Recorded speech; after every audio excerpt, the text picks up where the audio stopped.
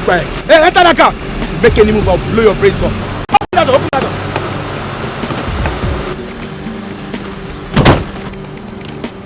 Whoa! I move this car.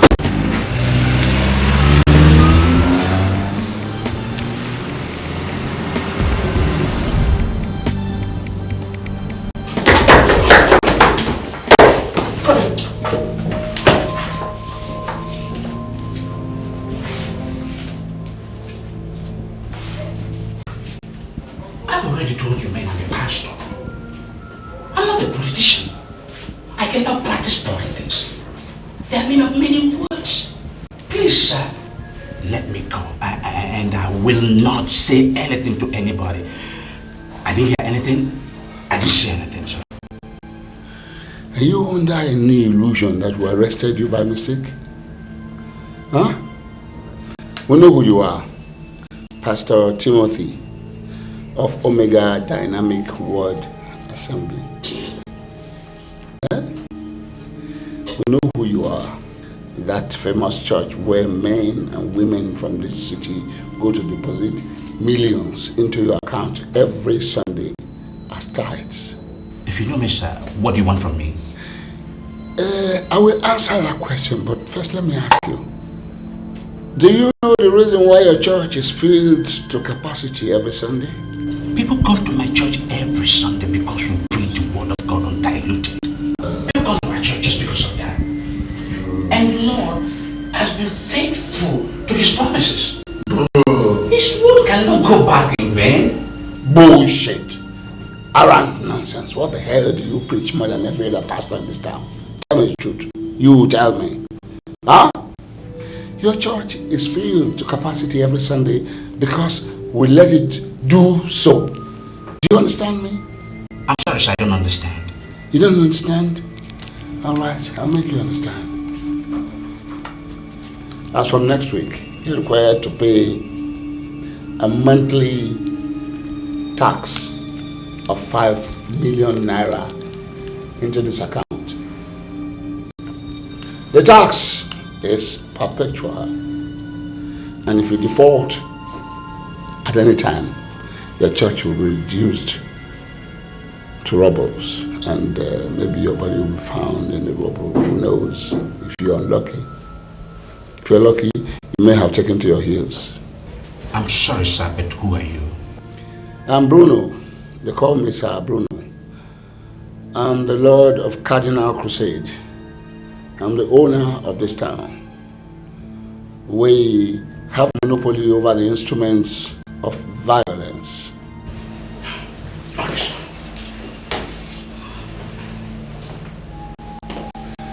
Come back here. I'm not through with you. Now, this discussion never took place. Okay? You were not even here today. Because no other ear must hear what transpired here today. Because if it happens, then I'll send my boys to Jos to kill your parents. You know my parents live in Jos? Not only your parents. I know the whereabouts of every one of your siblings. And you know something?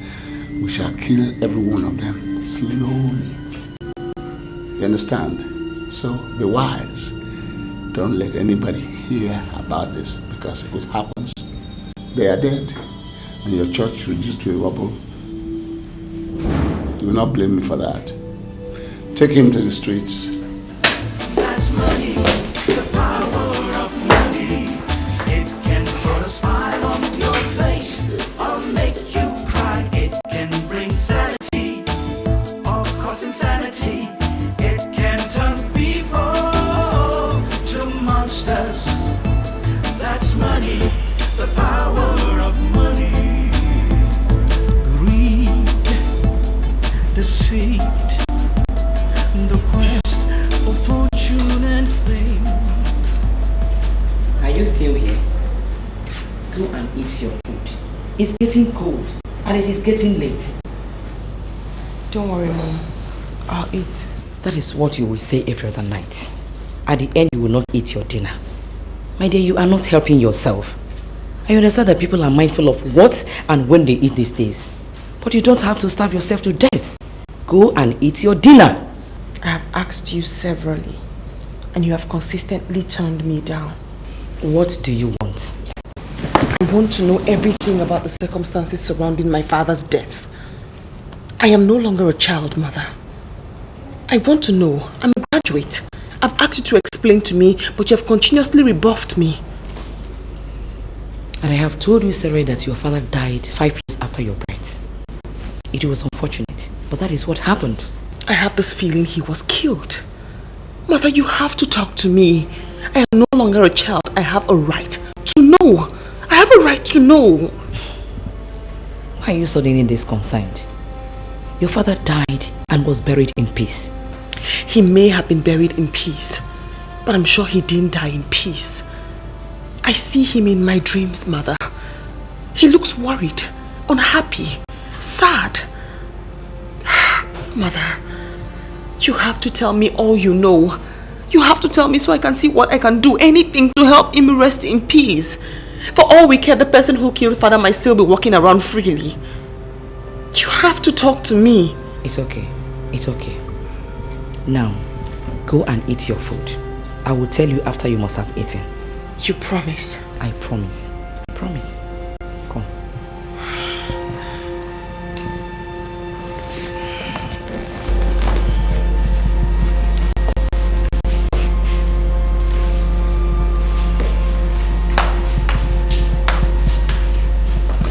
Can turn people to monsters.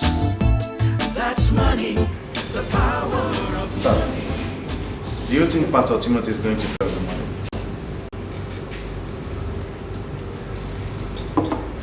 If he doesn't pay up, I'll raise his church down. People are beginning to take my leniency for weakness. I am the one managing the secrets of A&D Incorporated. I have enough information on that company to sink it. Why they are beginning to play pranks with me, I don't understand. Sir, suffering in silence is never part of professionalism. Sir, I want you to tell us what you want us to do and to what level do you want us to take this thing to? No, we're not in a hurry. I don't want you to be in any hurry at all. I want to have enough time to think. In my own opinion, bros, I think the amount we are getting from A&D is small. Maybe that's why they don't take us seriously. So I suggest we increase our pay to 3 million naira monthly. In that way, they might take us seriously, sir. I have informed them that from now on it will be 4 million naira every month. And they have not responded yet.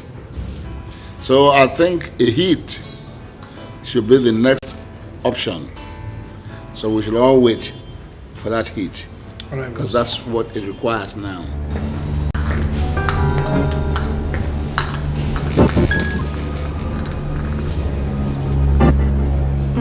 Can I use a lighter, please? And who the hell are you? I'm Frances. Can I get a lighter from you guys? Take the lighter. And don't you ever interfere in other people's business, okay? Hey, Todd, don't be too hard on the girl. She's just a friend. Baby, Frances, come on, beautiful girl. Come on, have a seat here.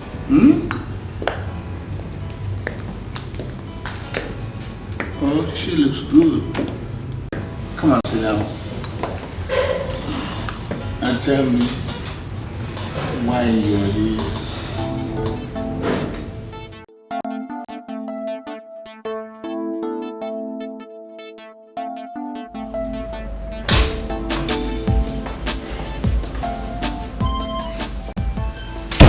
Sorry, man. You see your life? If not because I respect you, I would have gone. You gave me an appointment. Wait for me until 10. And then you turned your phone off. Look at the time. 11:30 in the night. And you're walking in here. I'm very sorry. Some other things kept me really busy. Really, I'm sorry. Okay. May I know the reason why you asked me to wait here? You see, I really don't like the way you are treating this man from Cardinal Crusade. I can't believe this. Are you telling me that the reason why you asked me to wait here is for us to begin to discuss Cardinal Crusade? Is that what you're talking about? Sir Bruno is a very dangerous man. He's a radical.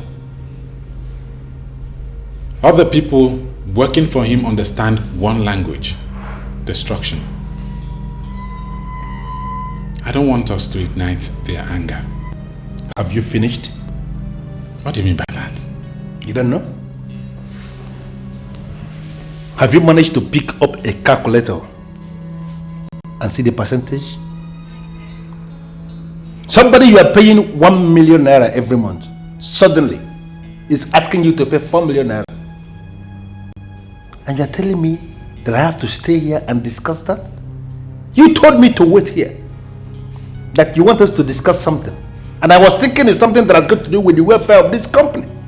And you're talking of Cardinal Crusade? Why are you doing this?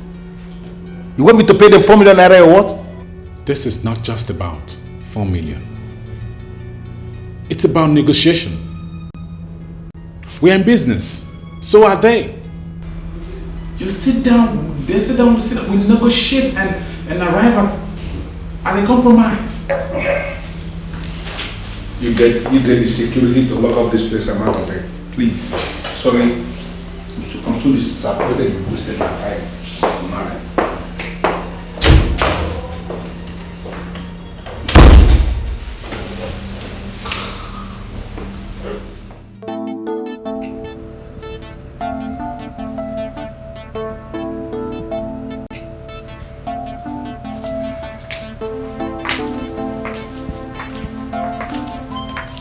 Are you still lying down? Look at the time. You're supposed to be up from bed by now.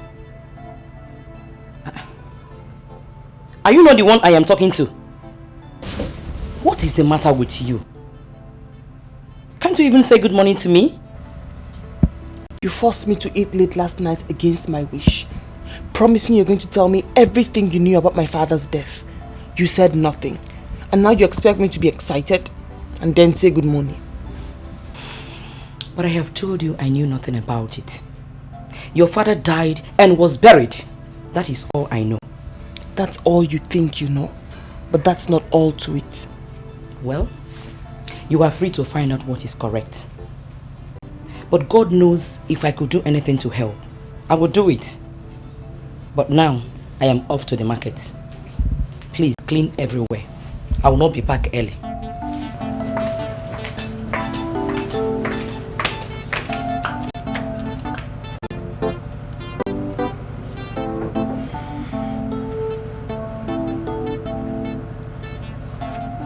Sorry, honey, but I have the reason to believe that you're hiding something from me. There's a difference between a man that is hiding something and a man that is not willing to speak. I am fine. But ever since you came back yesterday, you've been behaving awkwardly. Tell me, is anything going on? I am your wife. Why are you pressing this? You are my wife, no doubt, and I love you so much. Then tell me. Reason why you are behaving as someone who is under attack. Or has it anything to do with those people you called yesterday to say they were trailing you? I had a rough encounter with some men that are suspected to be part of the mafias in the city. What did they say? Tell me, what did they want? I want you to forget about it. I want us to focus to the church. God has blessed us so much, and I don't want anything to come in between us. Please forget it.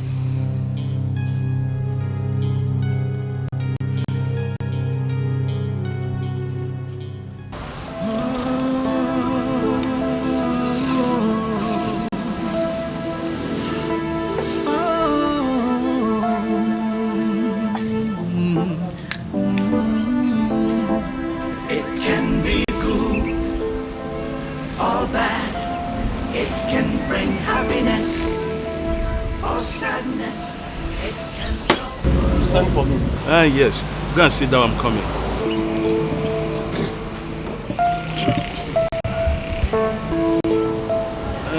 Yes, you're welcome. Thank you. I sent for you because certain things are not right. Certain things are... What do you mean certain things are not right? The country itself is not moving well. Nothing is right. So I don't understand. Certain things are not right. I'm not talking about the country. I'm talking about our family, the family of you and I. The family of you and I? Yes. I don't understand. Did you hear anything? Alice came here yesterday. She asked me some thought-provoking questions. When she left, I was asking myself some questions. And many things do not gel. Gilbert, you're still speaking in parables. Alice wanted me to explain everything I know about her father's death. In fact, she was of the opinion that her father was killed. Richard that died years ago. What do you intend to achieve by opening up a case that has been resolved years ago? I'm not opening any case. I told you that Alice visited me yesterday to inform me that she wants to open up a case. That, according to her, Richard appeared to her several times, urging her to find his killers. Richard appeared to her? Yes. In fact, you guys are kidding. Nobody is kidding. The problem with you is that you never take things seriously. And that is not the character of a real man. Huh? I never take things seriously? Yes. I never take things seriously, eh? What do you want me to take seriously here? Eh? Richard that died many years ago, you are now telling me that he's appearing somewhere. Listen, let me tell you, Gilbert. I am not ready to sit down here with you and listen to all this rubbish or cock and bull stories. If you don't have something to tell me, I'm going. You are not going anywhere. Meaning, you will stop me? No. But you must sit down so that we could resolve this matter. Okay. See, it could be our brother was killed. It could be our brother who is frustrating our efforts. Look at you. 44 years you are not yet married. Look at my workshop. I found it difficult to pay my bills. The spirit of our brother maybe is against us because we've done nothing, absolutely nothing, to find or punish his killers. Can't you just think? What is there to think? Gilbert, tell me, what is there to think? Listen, let me tell you something. That I am not married today is my business. Yes, it is personal. It is very, very personal. It has nothing to do with spirit or ghost. Let me tell you something. That you can no longer foot your bills, this, that, or whatever, is because of the economic state in this country. It is not because of spirit or ghost. So don't even go there. I want to go and do something, attend to some business. Maybe we talk about all these things some other time. Eh? I'm going.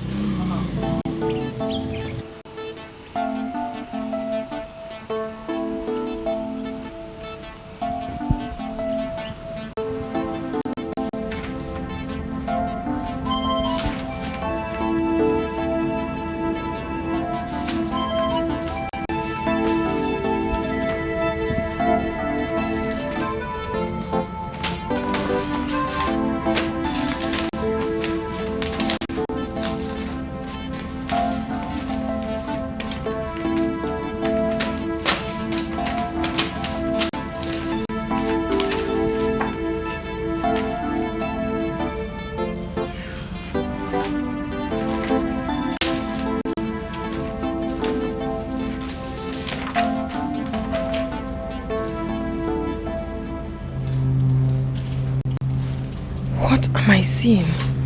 My mother never saw these documents. Could it be?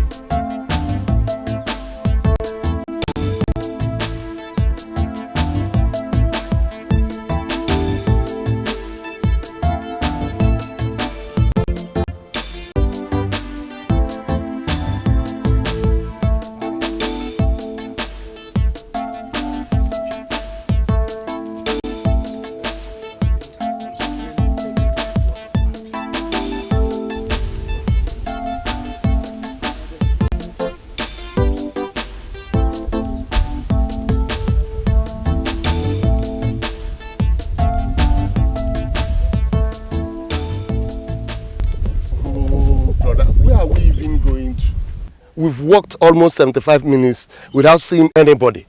Eh? What kind of people will do business in this kind of place? My friend, be a man and follow me with faith. We will soon meet the men. Oh, brother. Will you still give me the money you promised? But you have not told me what you want to do with the money. Okay. I'll set up a business. As soon as I do that, I'll get married.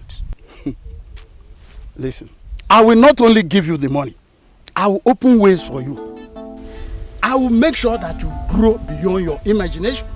In fact, I will change your name to Success because you will grow from one success to the other. Believe me, I'm going to do it. Hey, brother, thank you. Brother. Say.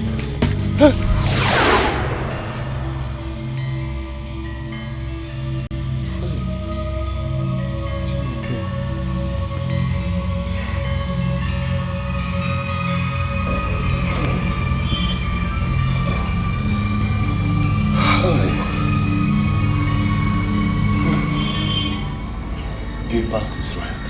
That's okay. She's going around, appearing to people.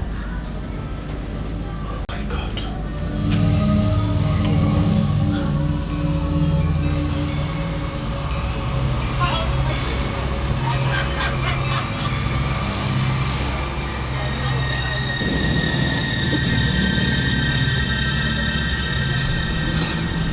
Gilbert. Please give me some water to drink. What's the matter? Just go and sit down. Cheers.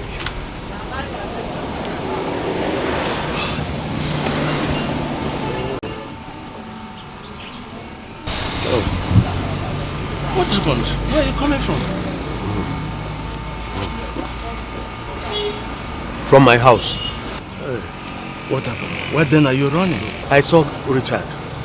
In fact, I have seen what you say Alice sees. There is trouble. What do you mean?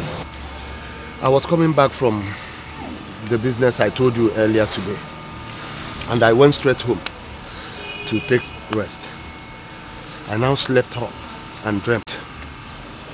I saw Richard took me to a lonely part where he disappeared and exposed me to an ancient warrior who wanted to kill me. I woke up. It was a dream. My brother,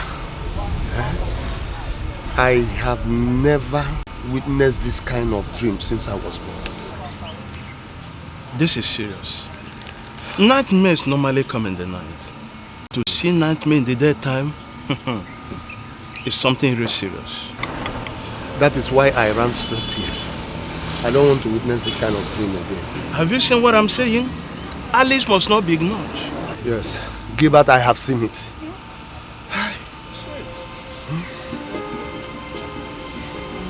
Have you seen these documents before? No, I have not. Where did you get them from? Do you know any company called Agrippa Investment Limited? Yes, I used to know the company. But the company is no longer in existence. Was father part of that company? How do you mean? I mean, did father have any business relationship whatsoever with that company? Your father was a very conservative person. He operated alone.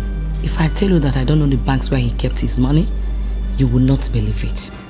I tried all my best when he died, but the bank dismissed me for lack of documentary support. But I know that the banks are still keeping his money. In essence, mother, you are saying that whether or not father had a business relationship with that company, you don't know? Exactly. I don't know. What did you see in the paper? I'll tell you later. Mother, do you know who owns Agrippa Investment Limited? My dear, you asked too many questions. Agrippa Investment was a big company. It was too big to be owned by one person. Besides, the company has died. That's all you know? That is all I know. I want to trace the owner of Agrippa Investment Limited. My dear, where Where will you start from? To trace a company that died more than 10 years ago? Why are you searching for the company? What?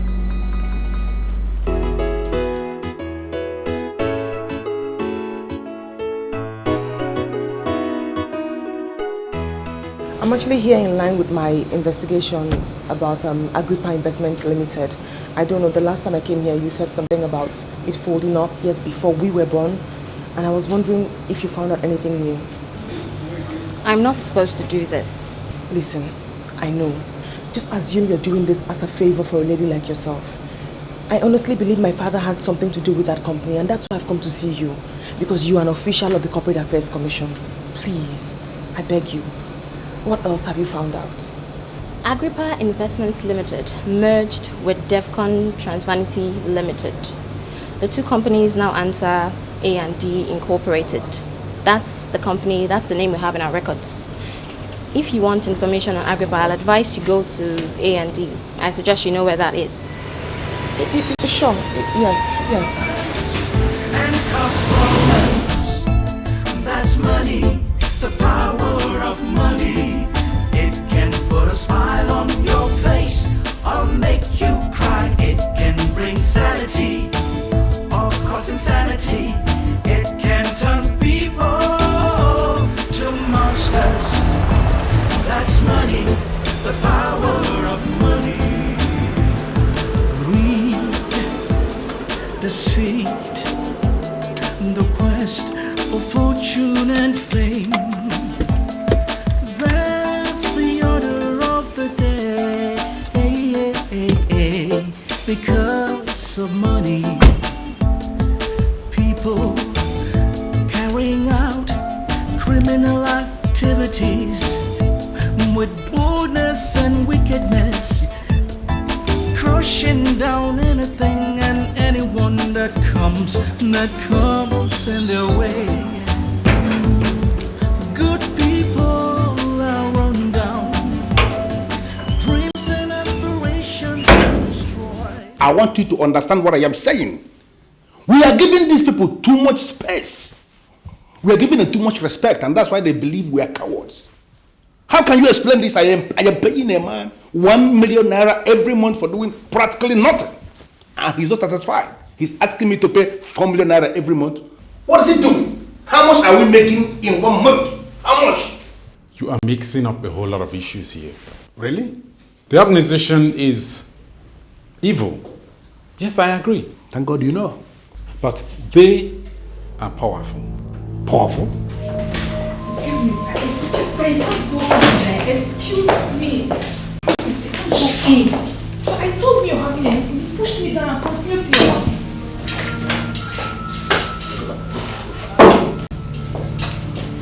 What are you doing in my office? You have an office? Do you really have an office? Did you hear that? You are sitting down in my office and you are asking me if I have an office? What kind of question is that? You see, I could have sent my boys to come and see you, but I had to come myself. You know why? To make you understand the urgency of it.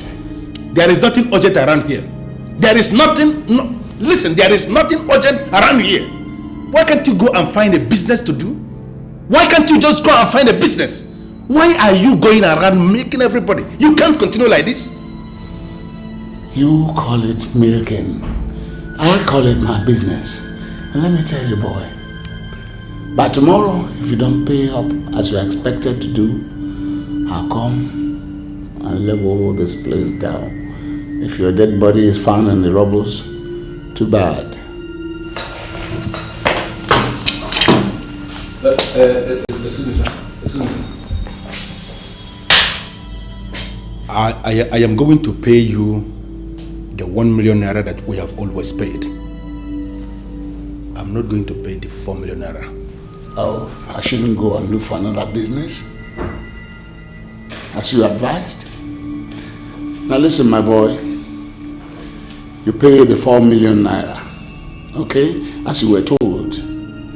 Because if you don't do exactly as you were told, Whatever happens to you will be your responsibility.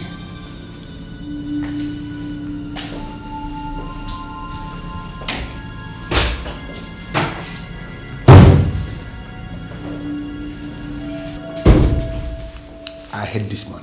That was not what I expected you to do. You are causing problem for everybody here and I don't like it. Benson, what are you talking about? I should begin to do what? I should pay him 4 million naira? How do you explain that? The approval we have is for 1 million naira. I can't pay 4 million. I'm not asking you to pay him 4 million. It's all about negotiation. Listen, he can accept 1.5 or even 2 million. All you need to do is go to the casino or wherever he is, sit down with him and negotiate. You have to iron this thing out this night. Now listen to me.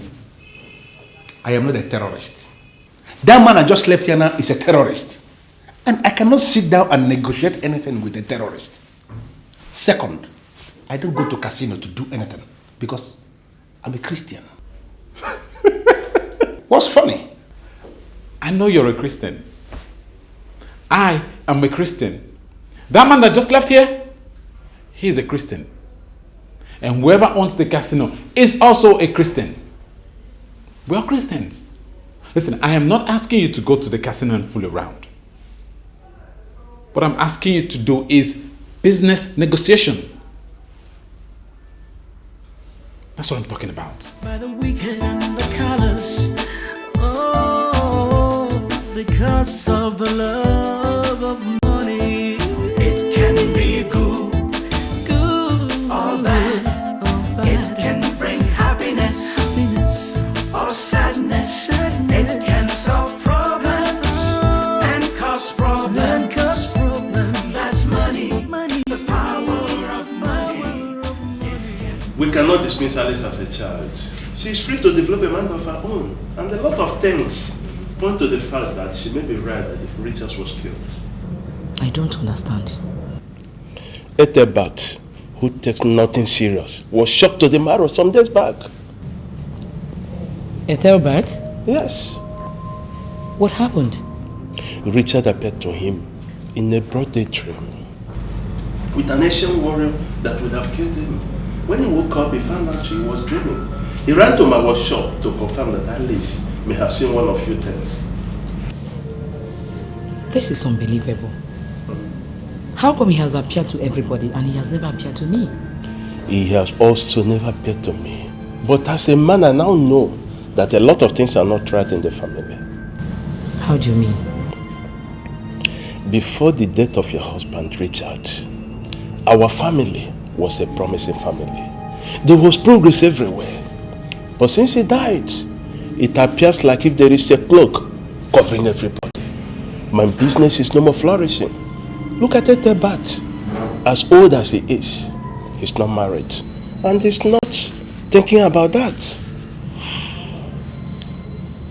Coming to that one, Ethelbert is thinking about marriage. He told you that? He wants to marry me.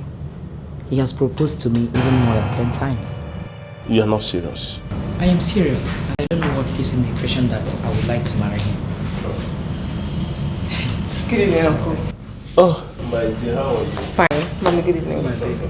You're back. Yes. Thank God you're here, Uncle. I was actually thinking of coming to your workshop. I needed to discuss some things with you. Ah. Is there anything the matter? Well, I asked my mother here some questions.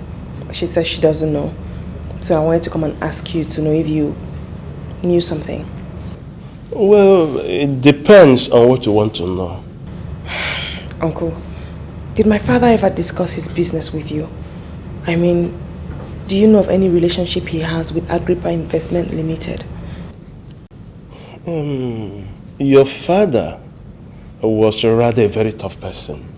He can discuss any other thing with you, but in terms of his business, he will abandon you. So I never know anything about his business. He never discussed his business interest with me. I already told her the kind of father she had, but she wouldn't listen. She wouldn't understand it. I found a document confirming that my father had a business understanding with Agrippa Investment Limited. Really? Yes. What and what did the document say? I don't know much for now, Uncle. But when I lay my hands on anything, I'll tell you about it. Ah, okay. When you round off, just let me know. I will. Believe me, madam, we must all come together to pursue the truth. If actually my brother Richard was killed, we must do something for him. Anyway, if there is anything I could do to help, definitely I will do it. There's no problem. Thank you so much, Uncle. Thank Let me see you to the door. Okay. No problem.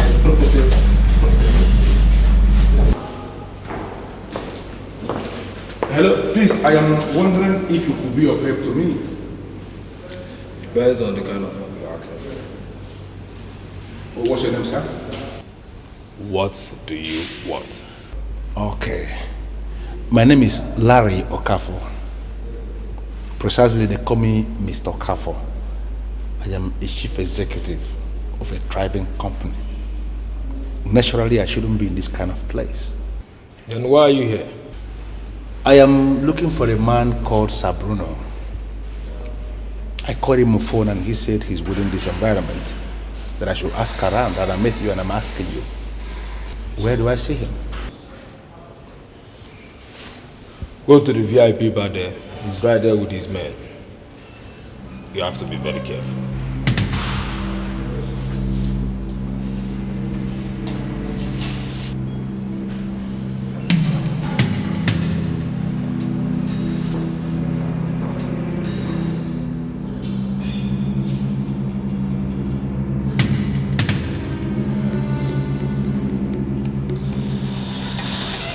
Now go straight to the point.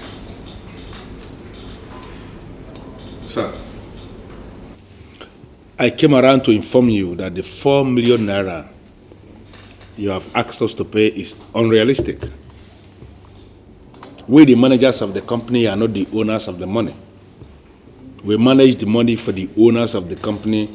You know them, the board of directors. And we have approval. We can only overspend by 50%. So the 4 million naira you are asking us to pay is not possible. We cannot pay 4 million naira, sir. I hate it when my leniency is being misjudged.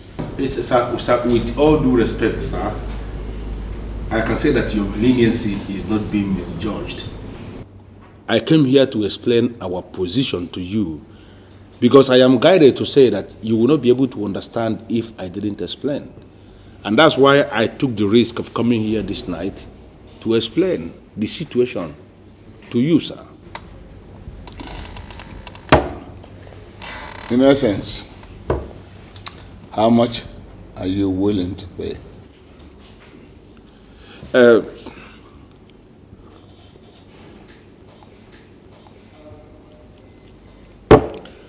Sir, in line with the approval I have, I can pay you $1.5 million. $1.5 million.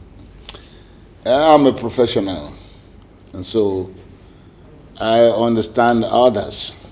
Thank you. I will take 2 million naira from you last, and the payment will be on Monday. If you fail, I will carry out my plans. Sir, there will be no need for you to carry out the said plans. Because what you are asking me to do is going to be very hard.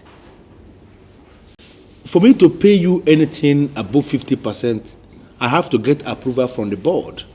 And this approval takes time to come, sir. I think you can understand this. All right. Okay. Pay the 1.5 now. And I'll give you 2 months to get your so-called approval. If you fail to do so, don't blame me.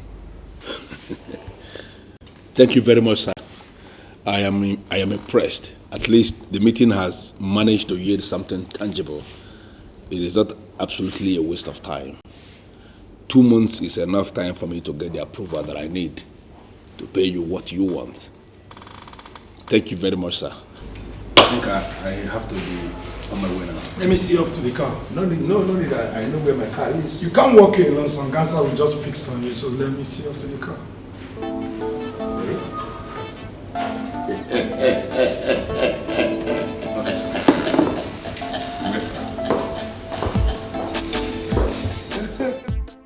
Yes, Inspector Jide. Well, you've been here for about a month. I want to know what you have found out so far. The criminal network in this city is growing rapidly. And if we fail to tame its evil, I'm afraid, sir, it might also consume the police force. Well, can you just talk in specifics? I don't understand what criminal network you're talking about. I'm talking about the mafia body in this city, sir. They are led to have monopoly over instruments of violence, sir. Businesses are forced to pay taxes to them on a monthly basis, and I'm talking about millions of naira too. As we speak, sir, reports reaching me say they are also facing these churches. How do you mean?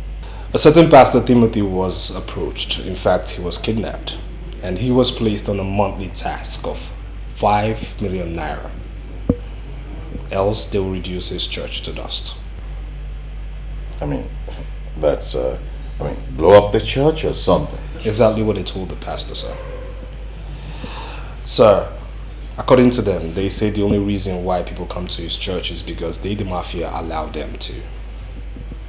If the pastor fails to pay them this 5 million naira monthly, sir, they would stop his congregation from trooping to his church. Well, what's all that? Stopping congregation from trooping into the church? I mean, how are they going to do that? I don't know, sir. But the truth of the matter is that I'm out to dismantle their network. Oh, no. Oh, this is not something we should start hurrying about, okay? You need to give me time to conduct my own investigation. All I just want from you is the dossier you have on this group. Well, sir, I've already prepared a dossier. Good. But I'm still gathering information on the mafia. But still, I can tell you what I have. I can rely on nailing the mafia real hard. Inspector Jide, I am the area commander here, and you report to me. I mean, what's this hit and hit all about?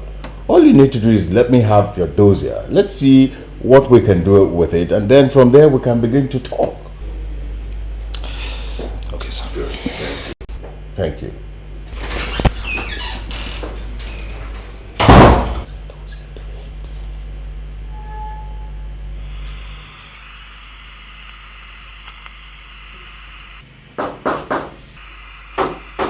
Yes, come in.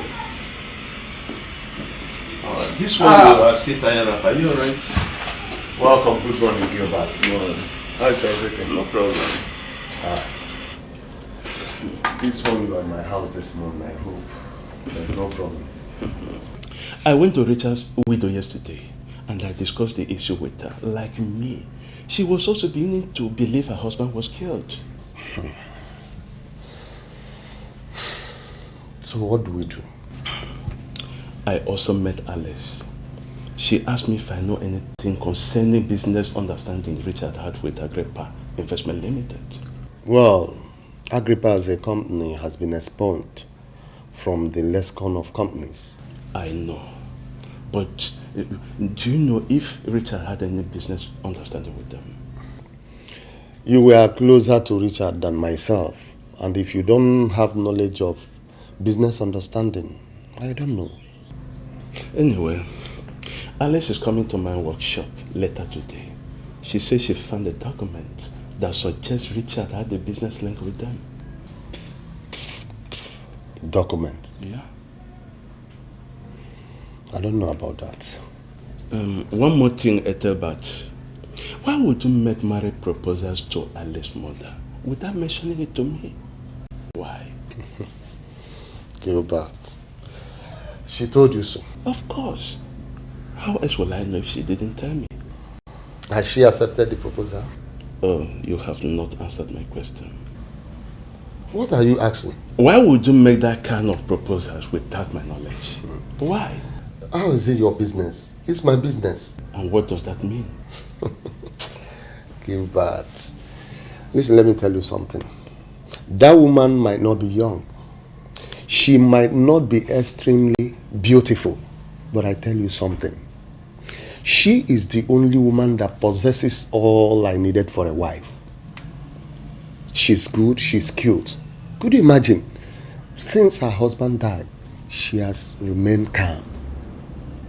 Nobody visits her in her house. In fact, I think the best thing to do for her is to marry her. So you are saying this? Ikwese ma. Obri veni ne kana kuzili mmadu. So rapu opu. Well, I am sorry, Mr. Kauri, but I think you have to write something that is more detailed. I'm not comfortable with what I'm seeing here. Please. Have you made a deposit? Yes. The 1.5 I paid in was the least. Some others were paying 2 million, 3 million. A lady actually paid in 5 million. I don't get it. I can't understand how they've been able to hold all these companies to ransom. Bessie, may I know the names of these other companies that were paying them money? I didn't get them. I don't know. So what do you make of these developments?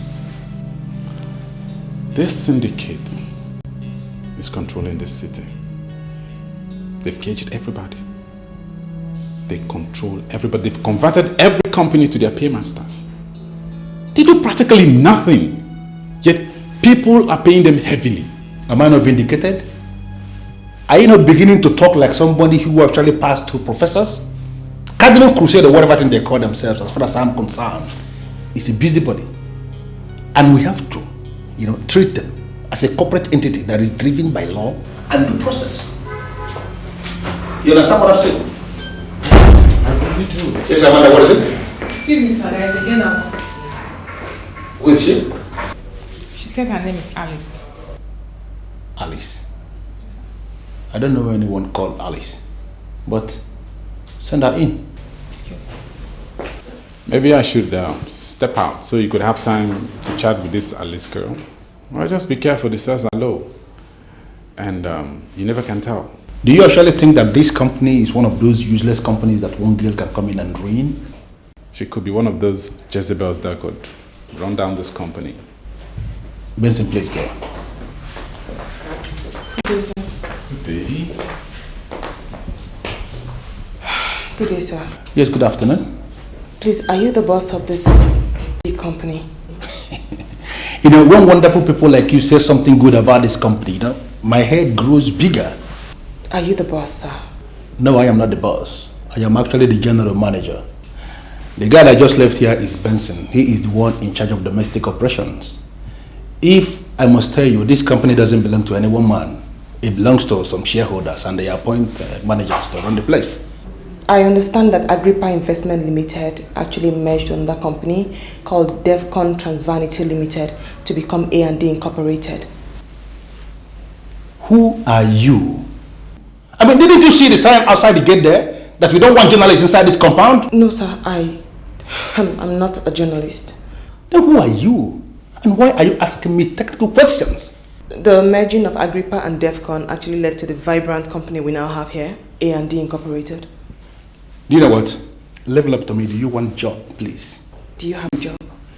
Well, presently I don't have any job, but if you are here to get a job, I can create a job for you. Forget about the qualification because you are qualified.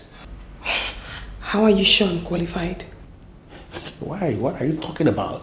We are those that are giving out these jobs. We create the jobs, we give them out. We know those that are qualified. Forget the paper qualification because that is nonsense to me.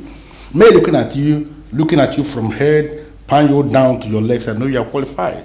I can give you a job. Well, I must say I'm honored. I mean, I came here to make inquiries about Agrippa, and here I am getting the job. Thank you. Do you know what? I want you to write the application fast and submit it. If you cannot write the application, you tell me. I will even help you to develop the application. Excuse me, sir. I can actually read and write perfectly. I'm a graduate. You're a graduate? Yes. Of what? Philosophy and English. Philosophy and English. And your name is Alice? Yes, sir. As in Alice? Alice. Alice, right? Alice. The message was quite urgent, so I had to abandon everything I was doing, so I could, come and see you. I don't like your operations. What did I do wrong, sir? I engineered your promotion. I also worked hard for you to get transferred to the city because I wanted us to work together. I wanted to make you a big officer. But I have a feeling that you are a weakling. Yes, you're a weakling. And so I'm going to work extra hard to make sure that you're transferred back to the village where you belong. Because weaklings have no place in my city. Well, with due respect, sir, I'm not a weakling. I'm not an incompetent police officer. But you see, the recent problem that I have to grapple with now is this Inspector Jide. Who is Inspector Jide? He holds a degree in criminal law and he was drafted indirectly from the force headquarters. And since he came in, it's been creating problems for everybody in the office. See why I call you a weakling? If you have identified this Inspector Jide as a problem, why don't you apply the Russian option? Kill him. Huh? Listen to me, man. I spend a lot of money to run this city. I pay you a lot of money. If the presidency sends a man you identify as problem in this city, what are you waiting for? Eliminate him. It's not as easy as you think, sir. What are you talking about? Well, apart from the fact that he holds a degree in criminal law, this inspector had worked in Canada. He, at a point, was the bodyguard to the mayor in Toronto. At some point, he even worked at the Gaza Strip as the only Nigerian who was attached to Israeli anti-terrorist groups. So he has a vast dose of experience. So such an inspector is not easy to just eliminate like that. You're a coward. That's what you are. See, when a colonel became a thorn in the flesh of some Lebanese, he was beheaded with all the training. You understand? Where does this, your inspector live? Where does he live? Now that's another problem. The IG himself quartered him at the government guest house. See, everything is a problem to you. Every little challenge is a problem to you. Listen to me. I want this Inspector Jide eliminated. You understand? Because he's encouraging my hostages to disrespect me. You understand? Okay, it's noted. It's noted, sir. See, sometimes I feel sorry for you. I don't like to remember you at all. Because if I remember you, I keep thinking of the best way to get rid of you. Honestly.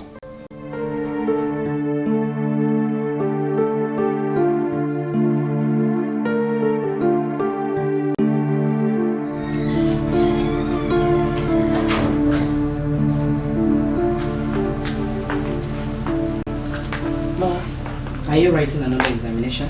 No, I'm not. Go and have your dinner. I will eat, Ma. Go and eat now. The food is getting cold. Besides, the books are not running away. Mommy, I have a job waiting for me at A&D Incorporated.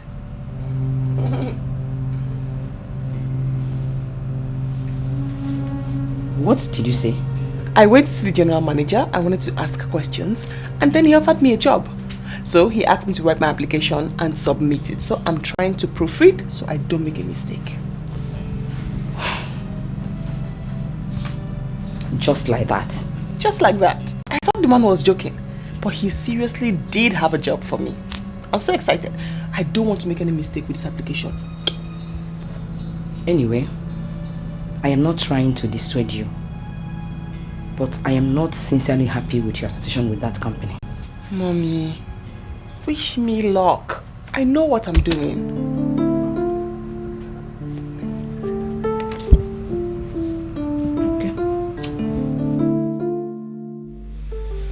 Yes, Zainab.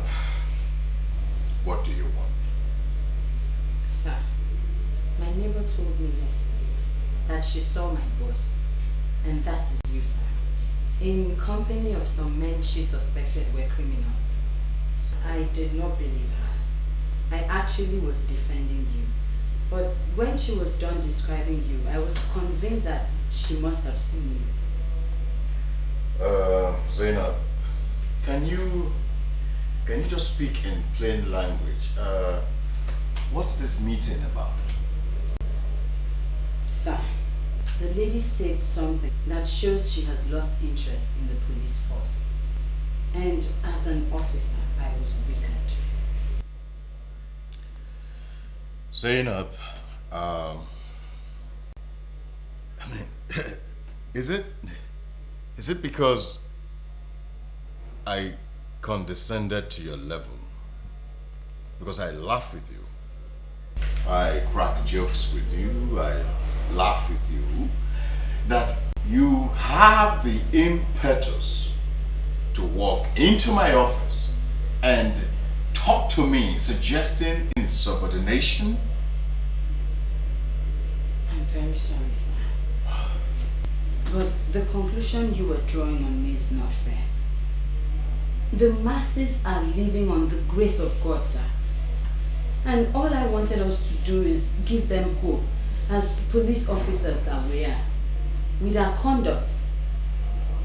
Zainab, get out of my office.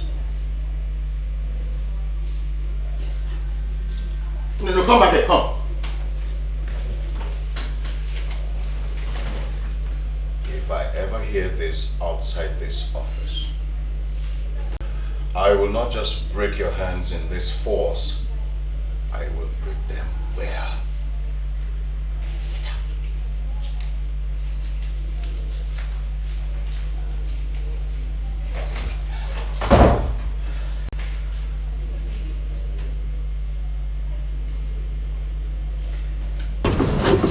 Good afternoon, Uncle. My dear, how are you? I'm fine. Please, you sit down. Hope you manage it. Of course, Uncle. Okay, I'm coming.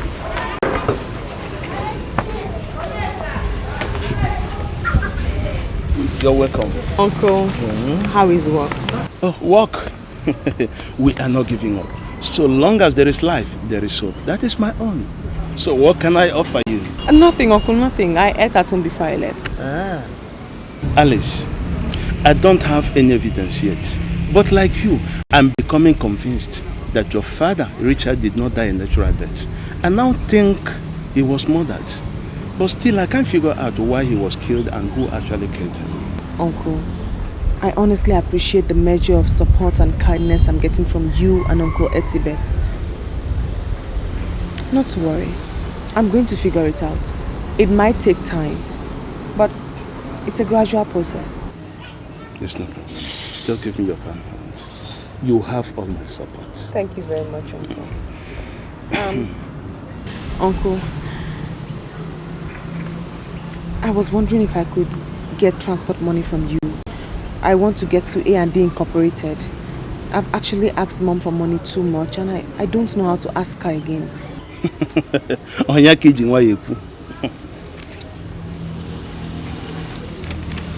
Would this be enough? Uncle, it's more than enough. Thank you. Oh, don't mention.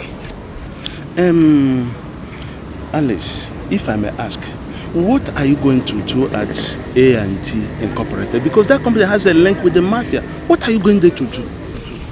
The general manager actually offered me a job. In fact, I'm going to submit my application. The general manager offered you a job? Yes. That's strange. Huh? You must be very, very careful, my dear. I'm very careful, Uncle. I'm very careful. Honestly, you have saved me. I'd already made up my mind that if I don't meet you here, I'll just trek to the company. But now... I can't do anything to make sure that I keep you going. Thank you very much. Don't mention. I should leave now. Okay.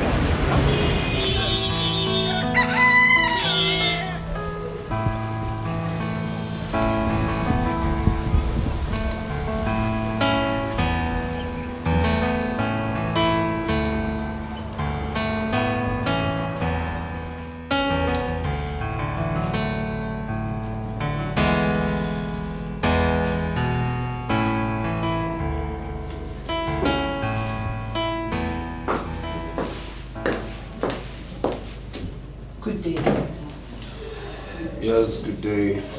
What can I do for you? Sir, can I shut the door? I want to speak with you. Shut the door. And why would you want to do that? Sir, I want to speak privately with you. Alright, go ahead, shut the door.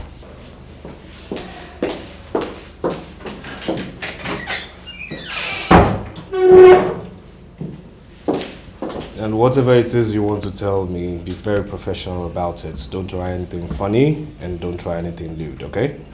Sir, I know where you're going, but I'm not here for that. So what are you here for? Please, sir, do not be open to the area commander. And why do you say that?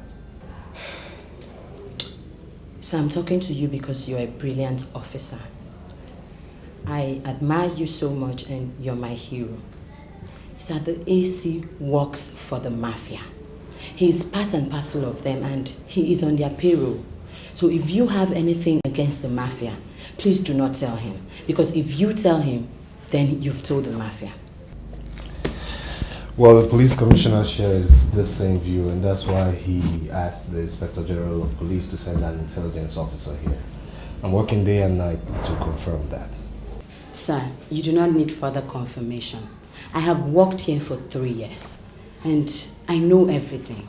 The AC wines and dines with that criminal called Sir Bruno.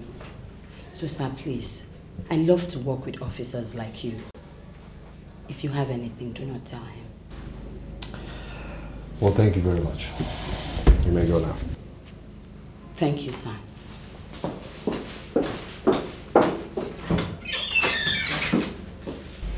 Yes, George, I'm going to bank on your intelligence to handle this. I'm quite busy in the office. But if you have to talk to me, then you can always call. I don't think I'll be able to make it down. All right, good. That will be good. Thank you. Sir, you sent for me? Yes, Zainab. Sit down.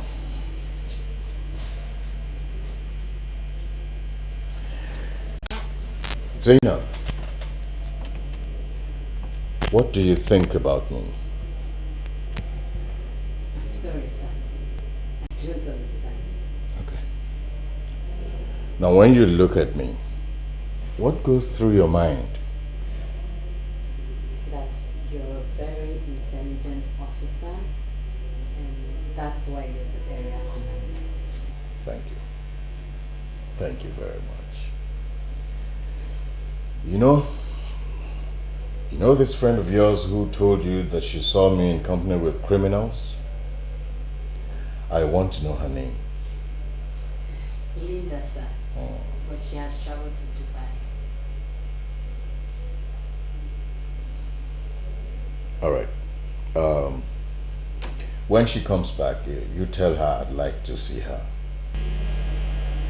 Yes, sir. But I hope you do not have any problem with what she said.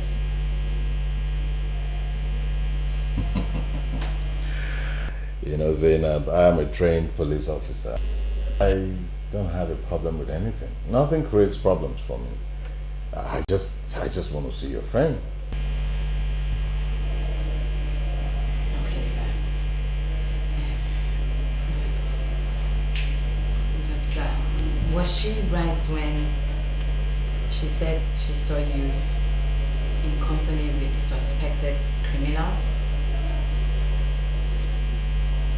Zainab, this discussion is over. Yes, sir.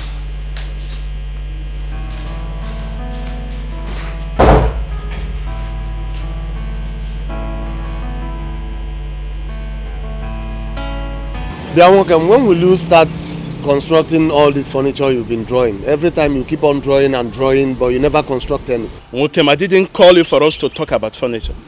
Mom, so why did you send for me? Alice came here this morning.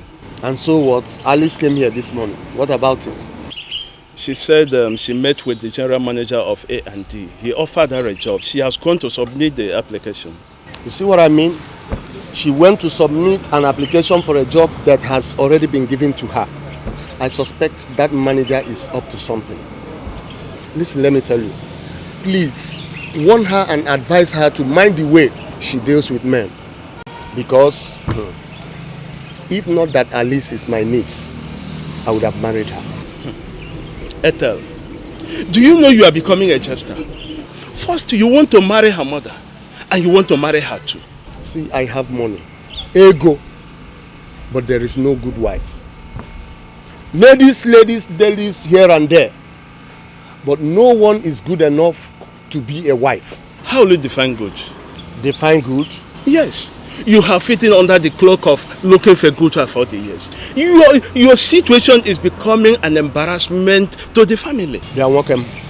Don't insult me. I am sorry if you take it as an insult. But I only call you for you to go to A&D company and know how Alice is faring. See what I'm saying? I should go to the company and know how Alice is faring. See, that girl, Alice, is a big girl. And besides, she's a graduate. She can always take care of herself. Okay? Do not send this kind of message to me again. Ethel, Richard will do that for you. Why can't you do it for his own daughter too? Now I see. This is a deliberate attempt to get me angry. But I won't fall for it.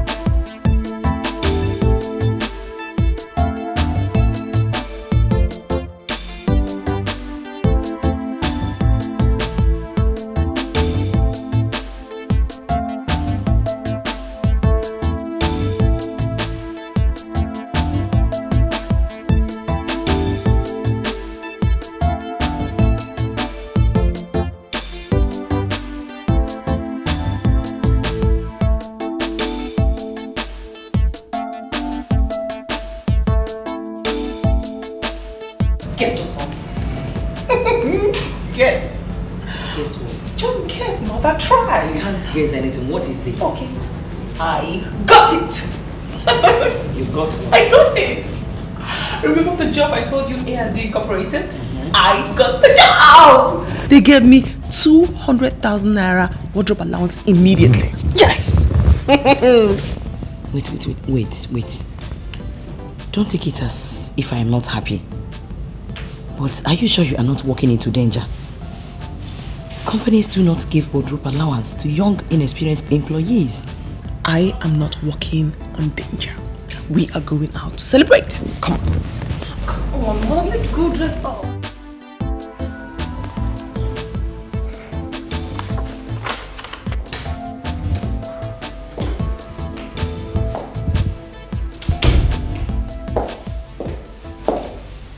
So you called me?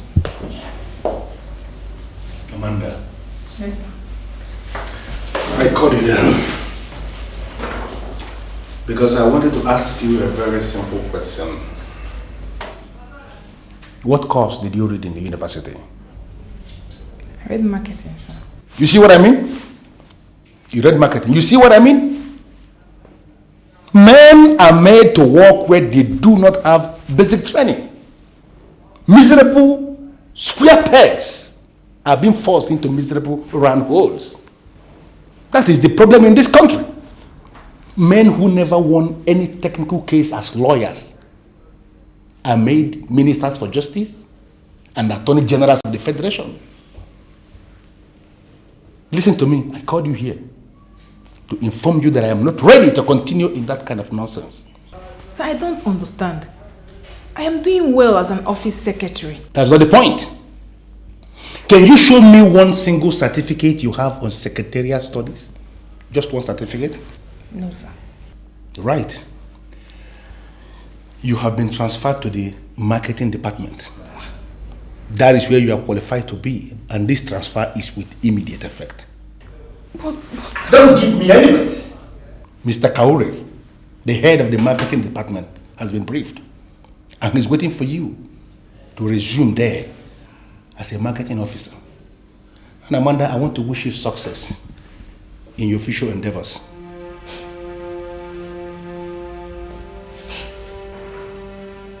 Thank you very much.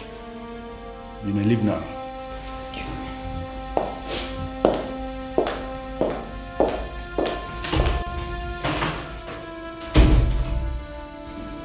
There is always a time when nonsense must end. Yes, Inspector. I asked for a dossier on the activities of this mafia. I mean, I haven't seen it. Why haven't you given me that dossier? So I want the information you inherited on the activities of the mafia. You gathered and developed yourself. I want to gather your information and mine to produce an authentic dossier, sir. Well, I didn't inherit any dossier or information, and I didn't prepare any one by myself. Then there's something fundamentally wrong with the policing in this city. What are you talking about? Serious criminals operate in this city illegally. They become so powerful that churches and businesses fear them. They eliminate people anyhow. And the police in this city, both past and present, do not have any information on their activities. Sir, that is a dent to the image of the police force. And that is why I said there's something fundamentally wrong with the policing in this city. So, are you putting the blame on my office? So your office is saddled with the responsibility of policing this city. And if that job is not diligently done, then sir, I blame it on your office. You have no right to insult me. You're only an inspector. I am not insulting you, sir. But I say your office hasn't been fair to the masses of the city. They look up to the police for protection. And in a situation whereby the masses feel that the police are part of the mafia, then that is one ugly, embarrassing situation that needs addressing, sir. You know what I want you to do? I want that dossier prepared and given to me immediately. So I am not presenting my dossier until I have the information you have on the mafia. And if you say you don't have any information, then I don't have any information for you as well. Do you realize that I'm your boss? Do you realize that you take orders from me? I take ultimate orders from the man who sent me here, the Inspector General of Police. Have a nice day, sir.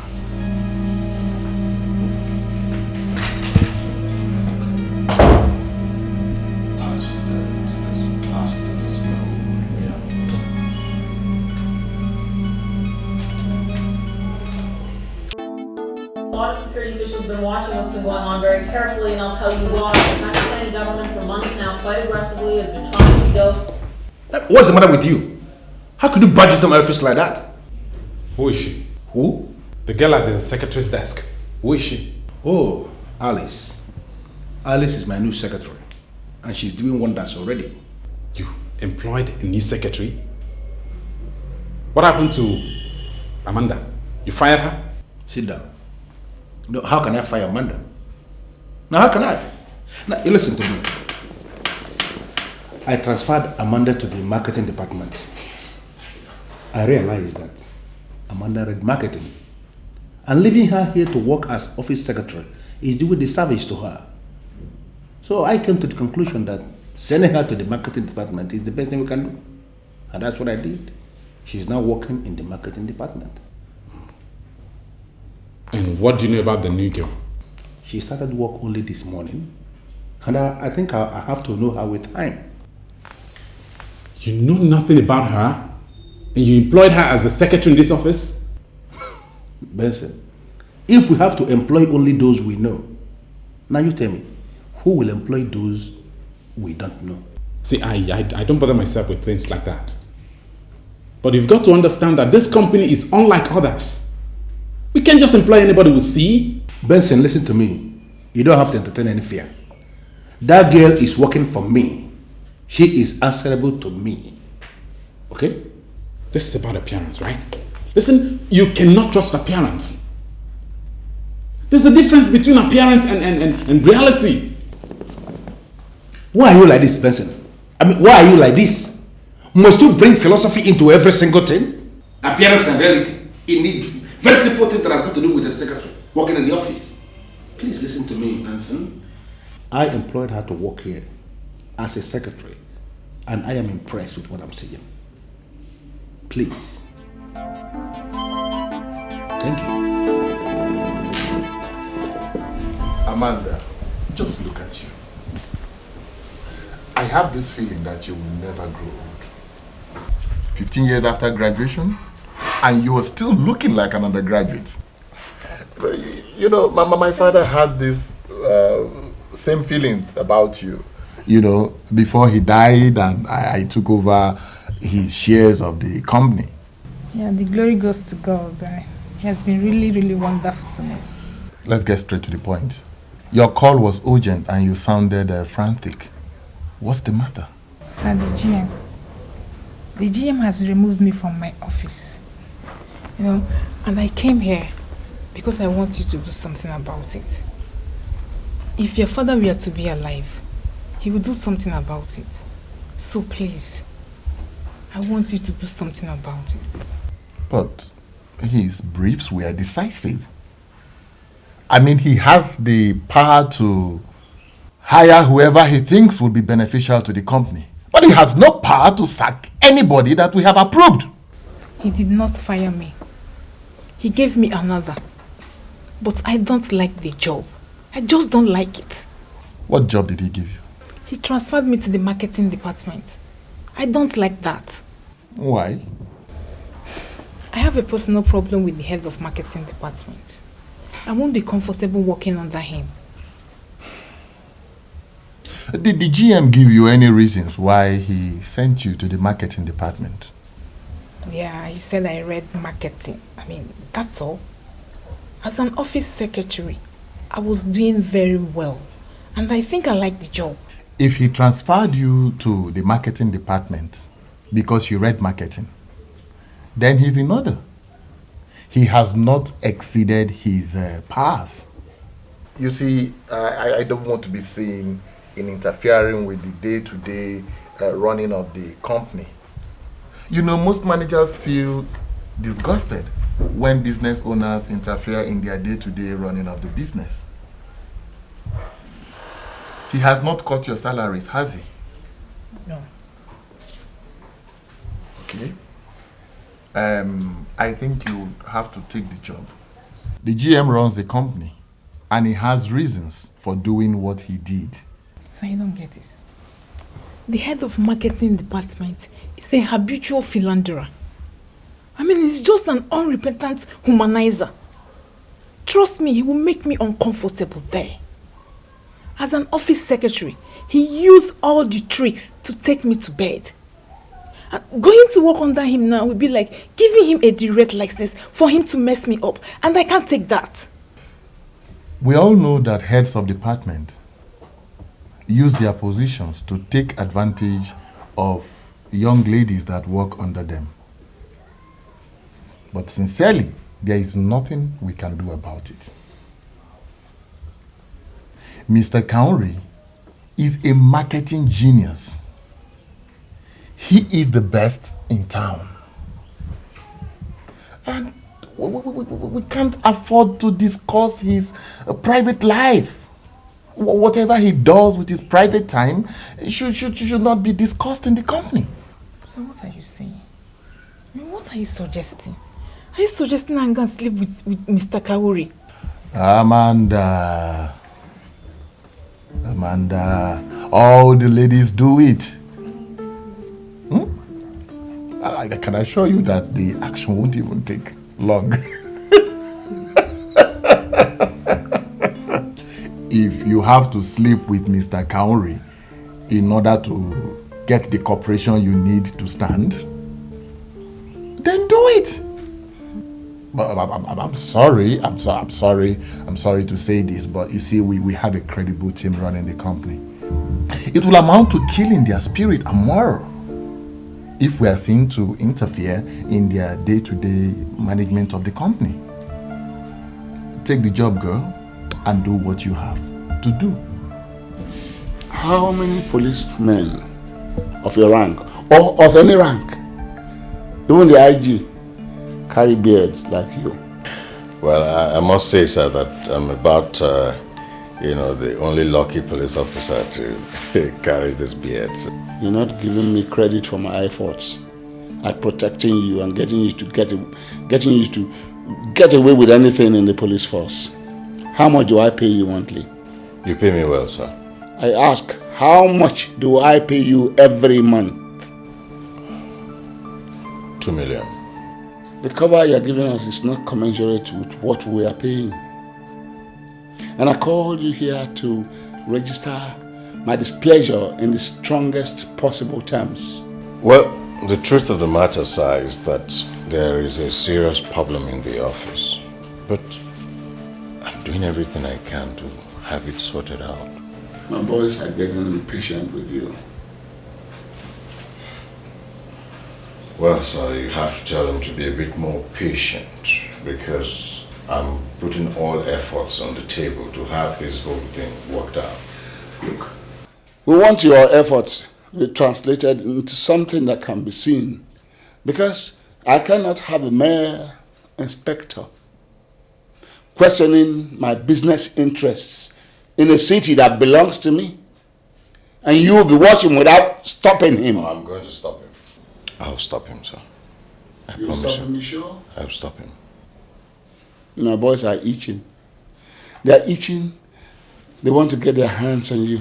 And I will allow them to hit you so hard if you fail to stop that boy from harassing my business in this town. I was just thinking, sir. If I get him to your side, would you put him in your payroll? Go and get him to name his prize. All right. All right, sir. Watch your back. I'll talk to him. Watch your back. Area Commander, watch your back. I was told you were here yesterday. Yes, sir, I was. What can we do for you? My name is Alice. I'm the daughter of late Richard Neboli, sir. I was actually searching through my father's belongings, and I saw a letter sent to him by your chambers, informing him of your withdrawal of service and advising him to seek counsel in another law firm. Well, sir, I came here yesterday. I saw lots of lawyers, but I personally wanted to speak with you. I wanted to personally ask you if you did sign the letter. I would like to see the letter if you have it there. Yes, I do.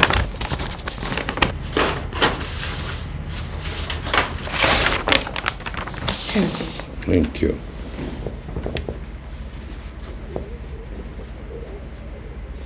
Yes, I signed this letter.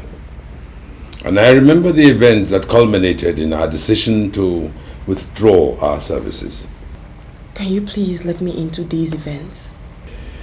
Well, your father was a very difficult man. I'm sorry if you are not happy with that conclusion. No, it was our findings. He was a very cunning man and very economical with facts. I mean, but he wanted to invest large sums of money in a company, and he wanted us to represent him. Our findings reveal that he was not willing to open up. For example, he didn't want to tell us how much he wanted to invest in that company. He will not not allow us to involve any member of his family. I mean, he didn't want us to investigate that company, which is the normal practice. And he didn't even, in short, he didn't want us to do anything.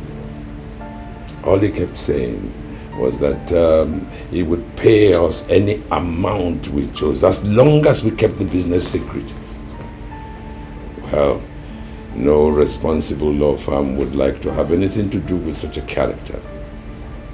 Well, and we told him so. But we still try to appeal to him to open up, but all to no avail. So we were left with no option but to withdraw our services. And as soon as he was served the letter, we destroyed our file. Well, sir, I also found another document in my father's room.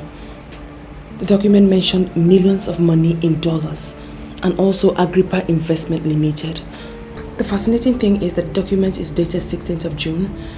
According to my mother, my father died on the 18th of June. In between, there was a transaction on the 17th. Though that part of the document is completely damaged. But I was wondering, do you think the document and transaction was what my father wanted you to handle for him? Something is not right. That's it too. Ah.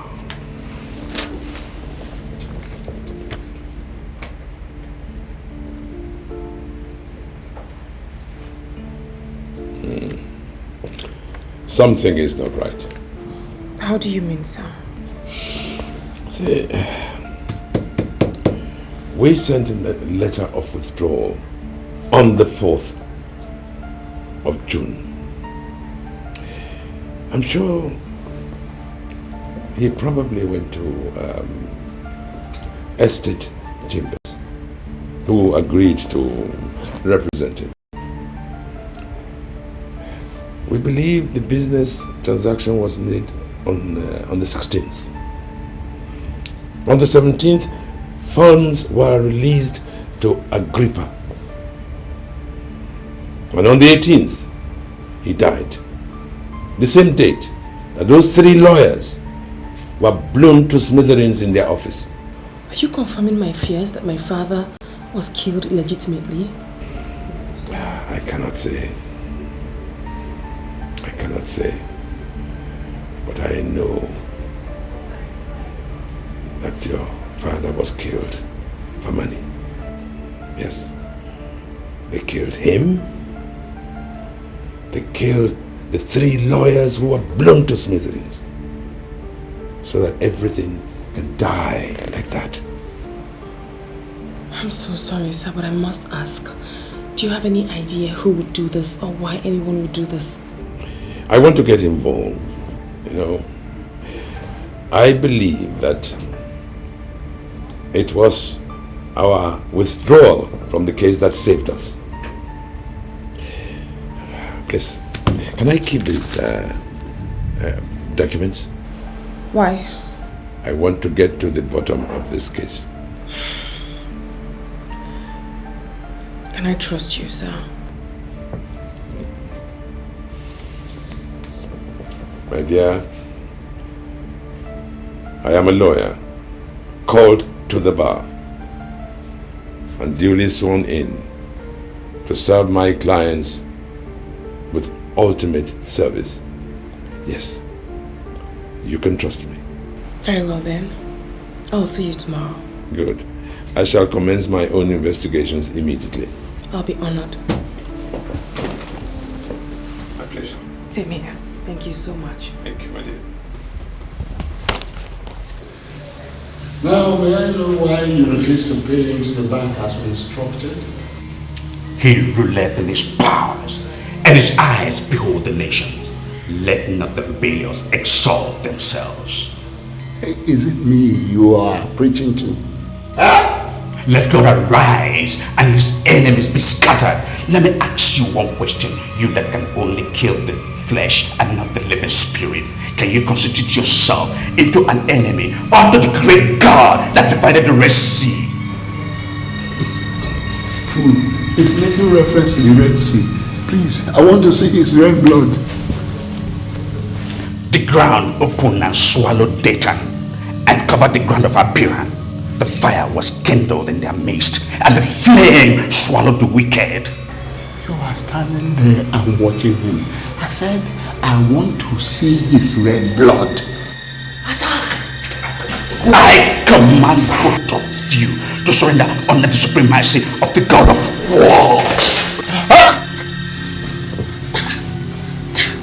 What is it? What's the matter? What?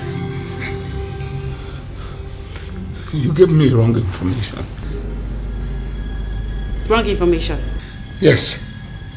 How? I don't give out wrong information. That's your Pastor Timothy of what's the name of your church? Omega Dynamic Word Assembly. Omega Dynamic Word Assembly. He's not an ordinary man of God, as you made me believe. What are you talking about? That man is my pastor, and I know him very well. He's currently lusting after all the ladies that sing in our choir. He's currently lusting after all the women in your church? Let me ask you this question. Has he slept with you? I'm sorry, Sir Bruno, but I don't understand all these questions. I already told you that Pastor Timothy is my pastor and we can make him pay. Only last Sunday, this man realized over 16 million naira from tithe and offerings. Admittedly, he's a hard nut to crack, but getting him to pay into your account monthly, oh, that is surely good business for the house. I saw that man in my dream and he looks very dangerous. This business may go wrong and you won't like what I'll do to you, honestly. Hey, it won't go wrong, okay? You know why? Because I'm fast. And your baby never fails. You know that, right? Won't fail. Trust me. Now come here. Come to bed. So, my dear, if you are sure you want to marry, then I can assist you get a wife. Why are you saying a thing like this? Huh? Why would I want a wife when I have someone like you? You tend to forget that I was married to your brother.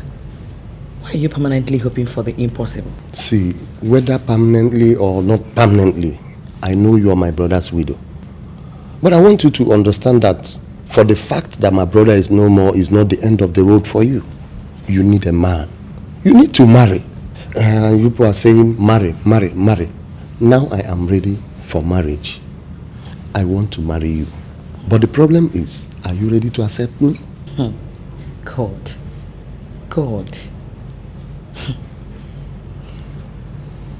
Do not take it as if I am being difficult.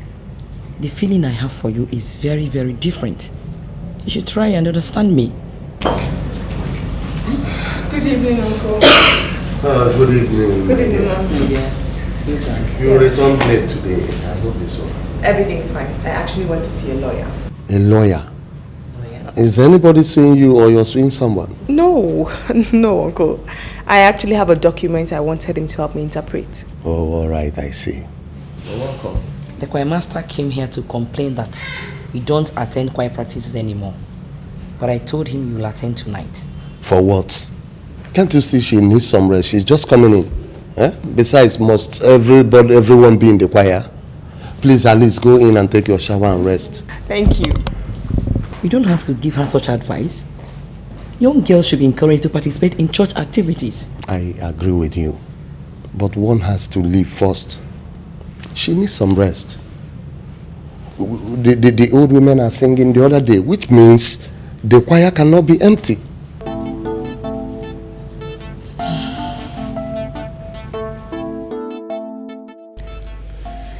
You know, do you know the golden rule of management? It says before you tell us how it is done there, you should be able to learn how it is done here. But apparently you don't understand that law. It depends on what you're talking about, sir. What I'm talking about is that you should face other police duties. leave these criminal gangs alone. You see, we met them here. And these are deadly people. I do not want to start fighting criminals with this career of mine. I mean, these are deadly people and they show no mercy. Are you afraid of the Mafia, sir? I didn't tell you that I was afraid of the Mafia. How can I be afraid of the Mafia? It's not possible. But you know, discretion, they say, is the better part of valor. I wouldn't want to risk my neck. And of course, the golden rule in politics, if you can't beat them, Inspector Jide, better join them. The police is not a political body, and it would be madness on our part to surrender under the guardians of political maxims. You're simply missing, you're missing the point completely. You're missing the point. I want you to know that the police is politics, and politics is the police. I don't ever want you to forget that part as you carry on with your duties. So what are you saying in essence? Leave the gang alone. Leave them alone, Inspector Jide. These guys control the economic status of this city. You can't fight them. Oh, okay, I understand you came here to fight them. Yes, but you can't fight them the way you're carrying on. These are deadly people. What I expect you to do is to be friendly with them. Besides, they pay well. That's the only way you can fight them. When you join forces with them, then you can attack. Not in this way you are going on. If you go on like this, they will destroy you, Inspector Jide. I mean, that's just my advice for you. Do you know the Mafia? Of course, I wouldn't say that I didn't know the Mafia. I mean, if I told you that I didn't know the Mafia, that of course means that I'm just parading myself as the area commander for nothing. Of course I know the Mafia. Do you work with the Mafia? I will not want to be insulted. So you told me to work with the Mafia. They pay very well and they could destroy. Now if I'm to follow your theory, sir, I want to know who else in the police force works with the Mafia. The reason why I asked you, sir, do you work with the Mafia? I only know the Mafia. Can you take me to them? Yes. Of course I'll take you to the Mafia. But that depends on if you're ready to play the game. Of course I'll take you to the Mafia. Maybe I say I'm ready. So when do we go? People carrying out criminal activities. Good day, sir. You sent for me.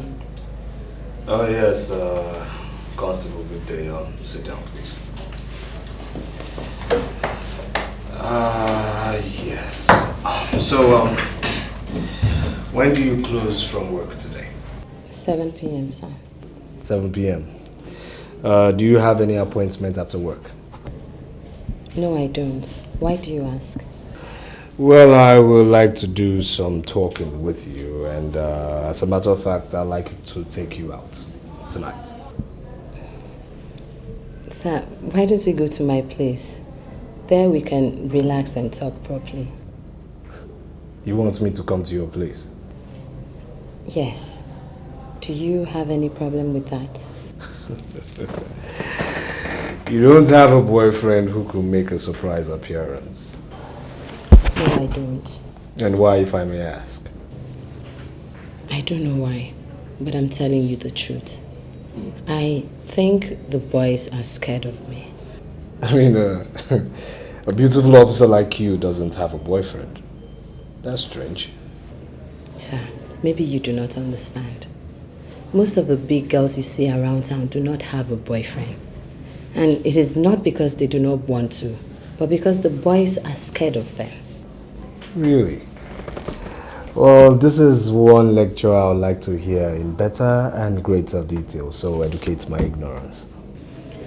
Sir, you see, the so-called big ladies are searching, praying, dying for companionship. And then the boys are just discussing that they're sleeping around. It would amaze you the kind of guys they date. Hairdressers, barbers, gym instructors, dry cleaners. Well, you cannot blame them because these are the kind of people they are close to, and so they rely on them to make themselves happy. It's alright. You know what? Why don't you write me your address here? I will come later and then we'll talk in detail.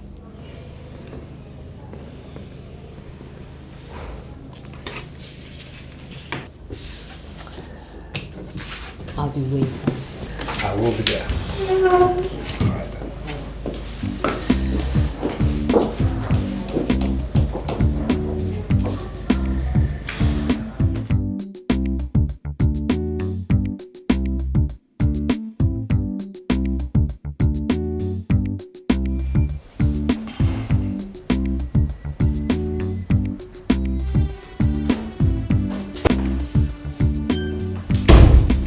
You sent for me, sir. Yes, Alice, sit down. How are you enjoying your job? Very well, sir. Are you sure? As in, really sure? Of course, sir. I am enjoying my job. I want to give you a small responsibility. I'm all ears, sir. The board members, they have approved a facelift for the conference hall. You know, when such minor contracts come up in the company, I normally give to my secretary. So I called you here to ask you, can you handle this? Yes, sir. I just need to know the content of the contract and the budget you intend to execute the contract with. Let us say 15 million naira. The contents will include to replace all the plastic chairs in the conference hall with proper furniture. Then the curtains. You have to remove all the curtains, all those aged curtains, and replace with something new, something modern. Maybe the rugs and any other thing that you can replace in the hall to give it a proper facelift. Can you do this? Yes, I can. Good. Now, can you drive? No, sir. No. That means you have to learn how to drive because you need a car. The company can afford to give you a car, but surely we cannot give you a driver. Why, thank you so much, sir. I'll certainly register with the driving school immediately. That's good, that's good. Now, I want you to close for the day. Go and begin in time to source for the furniture company that will take up the contract. Okay, sir. Thank you so much. I'll expect to see you by tomorrow. Yes, sir. I beg to be excused. No problem. Thank you, sir. Bye for the day. Bye, sir.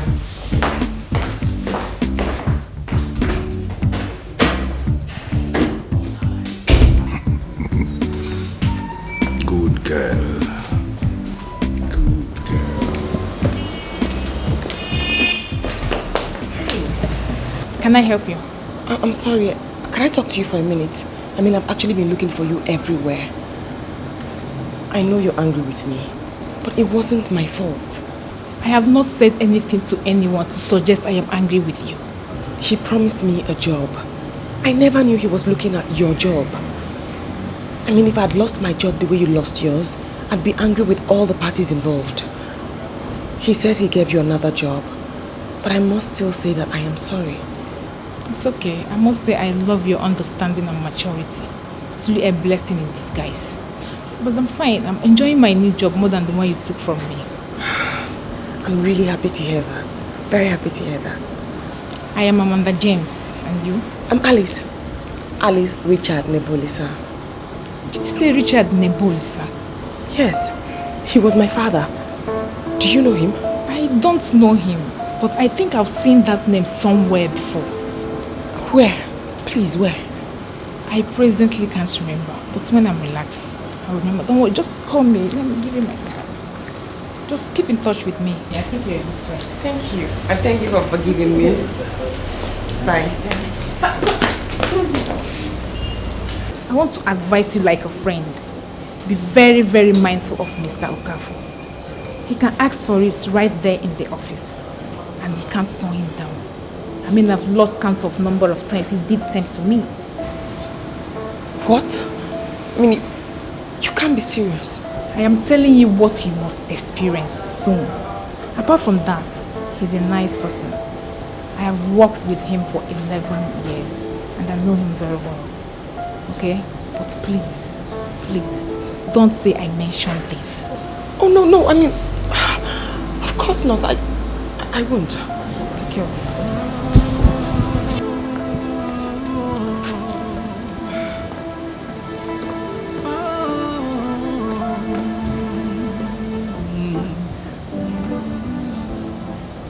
We are going to organize all-night deliverance section for all our ladies in the choir. Why? I had a revelation.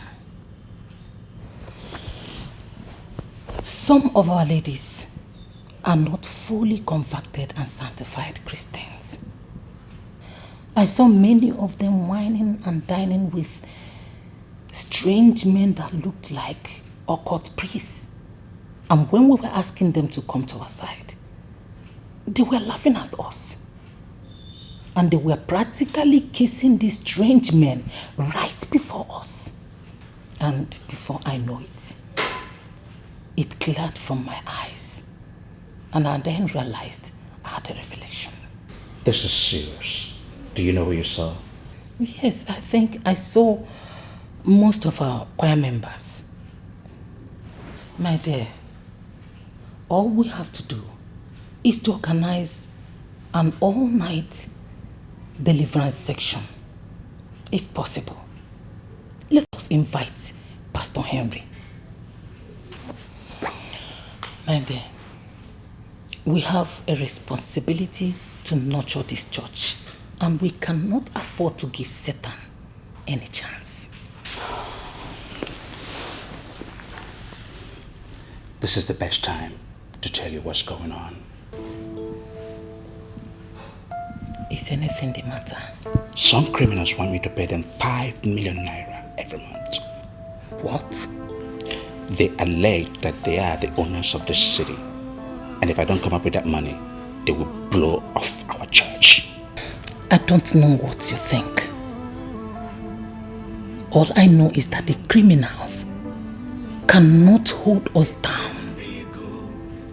It's not going to happen. Just pick up your phone and call Pastor Henry. Let us start this deliverance section immediately. Let us pray. Thank you, Lord, because you are God. My dear, please don't see it as if I am undermining your abilities. But I'm surprised. I don't know why you are surprised, Uncle. I'm here to offer you a contract. You said that already. And I do sincerely wonder, what kind of contract? A contract to effect a facelift in the conference hall of our company. Are you the one to give such contract, or have you been promoted so soon? Uncle, are you going to do the contract or not? Of course, yes, I can handle the contract. Good. So first thing tomorrow morning, say by 7, I'll come and pick you up, take you to the office, so you can see the conference hall and give us your quotation. There is no need for you to come. By 6 in the morning, I will be in your house so that we leave from there. Okay, Uncle. I'll be waiting for you then. There's no problem. Bye.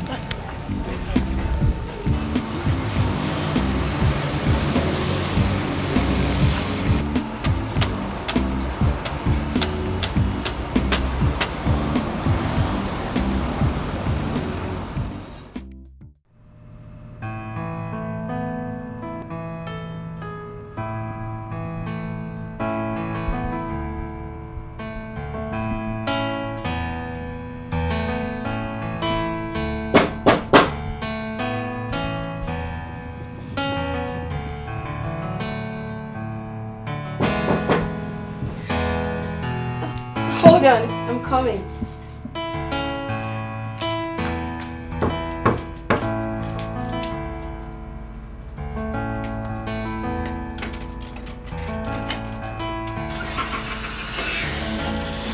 Hey. Welcome. Welcome. Thank you. I'm sure you concluded I wasn't coming again.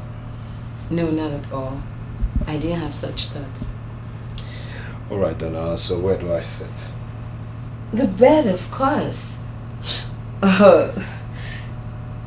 Sorry, I don't have a seat. Are you sure I'm safe on your bed?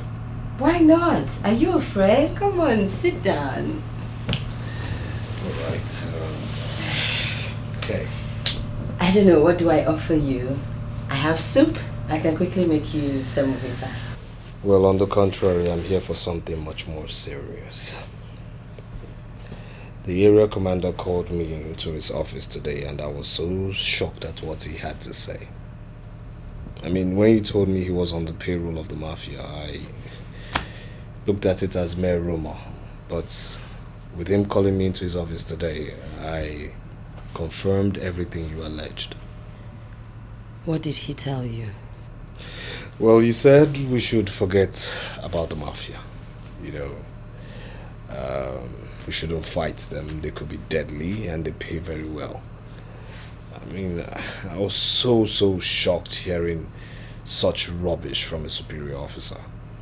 And that's why I came to you to ask you, what do you know about the Mafia? I know he is their leader. His name is Bruno Lawrence, but the people call him Sir Bruno. He used to come to our station before, but he doesn't come anymore. Most of the companies in the city pay royalties to him. Also, most of the unresolved murder cases have been traced to him. You know, I am beginning to feel that he has an influence on the judiciary. Because if you take a case to court against him, it just keeps dragging, and finally it is not mentioned. You know, something tells me that we are going to crack down this gang. But my question to you is, are you ready to partner me? I'm partnering with you already. That's good to know. I'll be leaving now. But I thought you were sleeping here. You want me to sleep in your room? Are you out of your mind? So you have to be conscious of your personal security. The mafias don't sleep. You know what? Put on some clothes. Meet me outside. I don't sleep in ladies' rooms,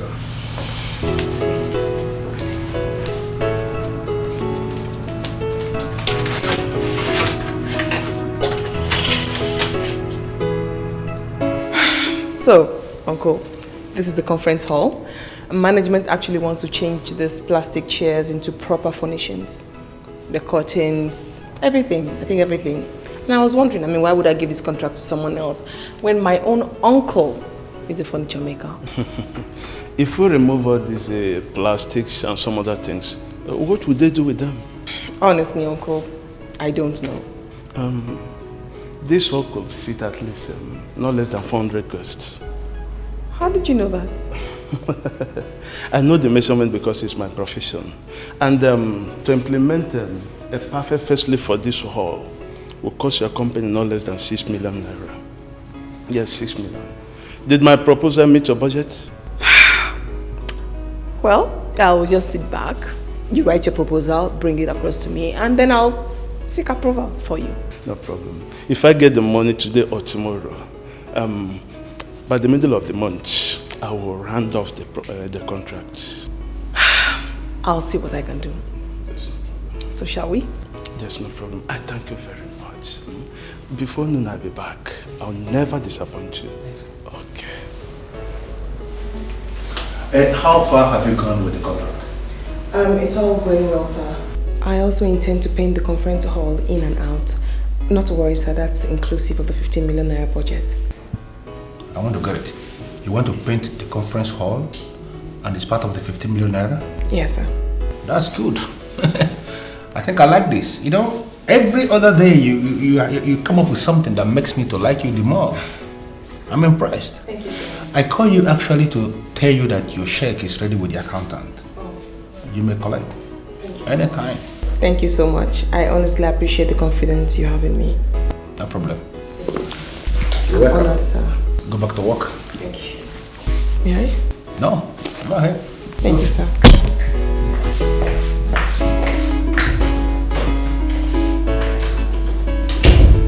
I understand you're a lawyer. That is correct. So what can I do for you? I understand you're one man who is determined to crush all criminal gangs terrorizing the city. And who told you so? I am a practicing lawyer, not just one with a certificate. And in practicing, you get exposed to information. I know that lawyers respect you a lot. And they talk good about you. Well, I must say I am honored and encouraged to getting this information from you. Oh, it's a pleasure. There was this case where 3 lawyers got blown up in their office. Nothing could be identified. And the final police report said that there was an explosive device in the office and that a wrong electrical wire caused the fire that ignited the device. If that was the police report, then why are you telling me this now? Because I am now in possession of certain facts that make me believe that the police report was a cover-up. How do you mean? A man approached me and wanted me to my chambers to represent him in a business deal. We agreed. But very soon we realized he was not trustworthy. He was very economical with facts. He will not allow anybody to be his witness, even his family. He rejected, said it was not necessary. He wouldn't tell us the name of the company he was dealing with, where domiciled, the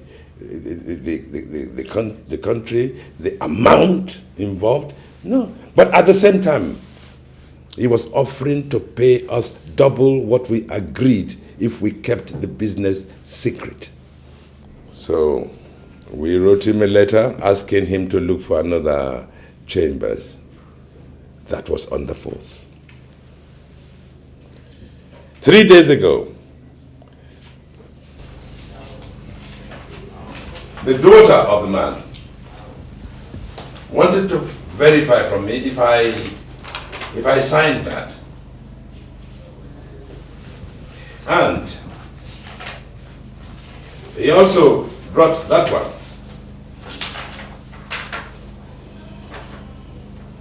Apparently, after we cut our ties with him, he approached Estate Chambers.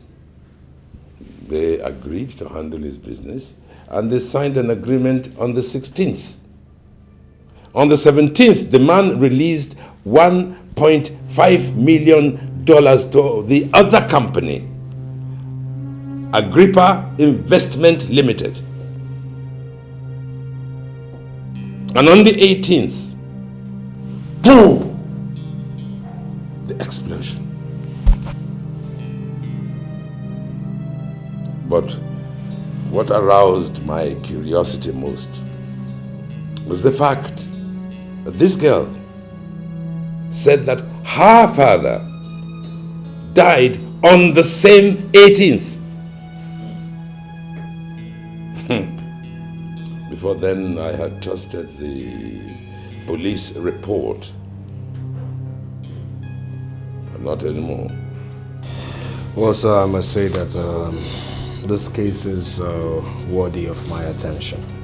Yes, I honestly and sincerely believe so. You know, I believe that this is the work or the handiwork of the Mafia. Yes. there has been a massive cover-up that we should unearth. Have you discussed this with any police officer, sir? I am a practicing lawyer, and we don't like police very much. Present company accepted, of course. No, I haven't told any police officer, neither do I intend to tell any other police officer. All right. Do you have other copies of these documents? Yes. Okay, I will keep these documents. I'll retain these ones. And if I may have your card, please. Oh, yes, certainly. Yes, all right then. I'll visit you in your office. Huh? Good. I like that. Okay. And please don't come back here. What? It could be dangerous. Yes, of course. Thank you very much. Thank you. I'll keep in touch. Thank you very much.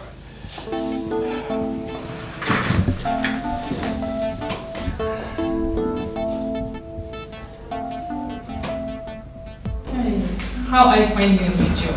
It's awesome. It's lovely. In fact, they asked me to go learn how to drive because they want to give me an official car. He made the same offer to me, but I rejected it. Why? You see, our society has a very funny way of looking at a single girl who has a car. I mean, they see her as a loose girl, as a corporate prostitute, so... I mean, do you think I was excited about the offer? Maybe I'll just refuse it. No, you don't have to. I mean, we don't share the same conviction. It even appears that I was wrong. Why'd you say that? Up till now, I am still not married. It therefore follows that the car I rejected was a mistake. So you can go ahead and take the car. I mean, it's your luck. Thank you. Amanda, you promised to tell me what you knew about my father. Please, where did you see that name, or what do you remember? I still have not remembered where I saw that name. But I promise you, if I remember, I'll come and tell you. Please, I'm really eager to know. Try and remember. Don't worry, I'm doing my best. I know. Thank you. Thank you. I'm having so much fun, although there's lots of work to do, but don't worry, you get used to it. Yeah, I hope I get used to it. Sorry. Please hold on.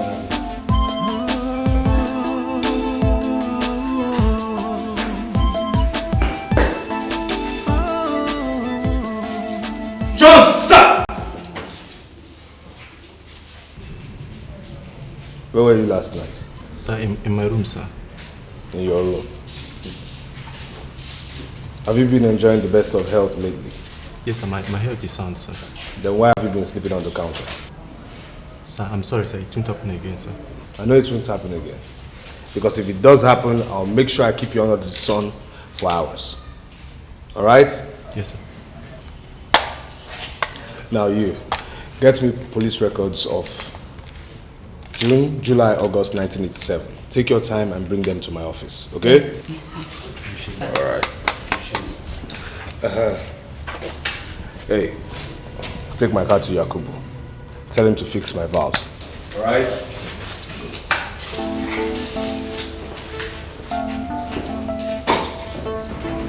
I came to find out how far you have gone, sir. Well, my dear, we are making some progress. Yes. That is all I can say at the moment. Well, sir, I wanted to ask if you needed money to motivate you into real action. No, my dear, we don't need money.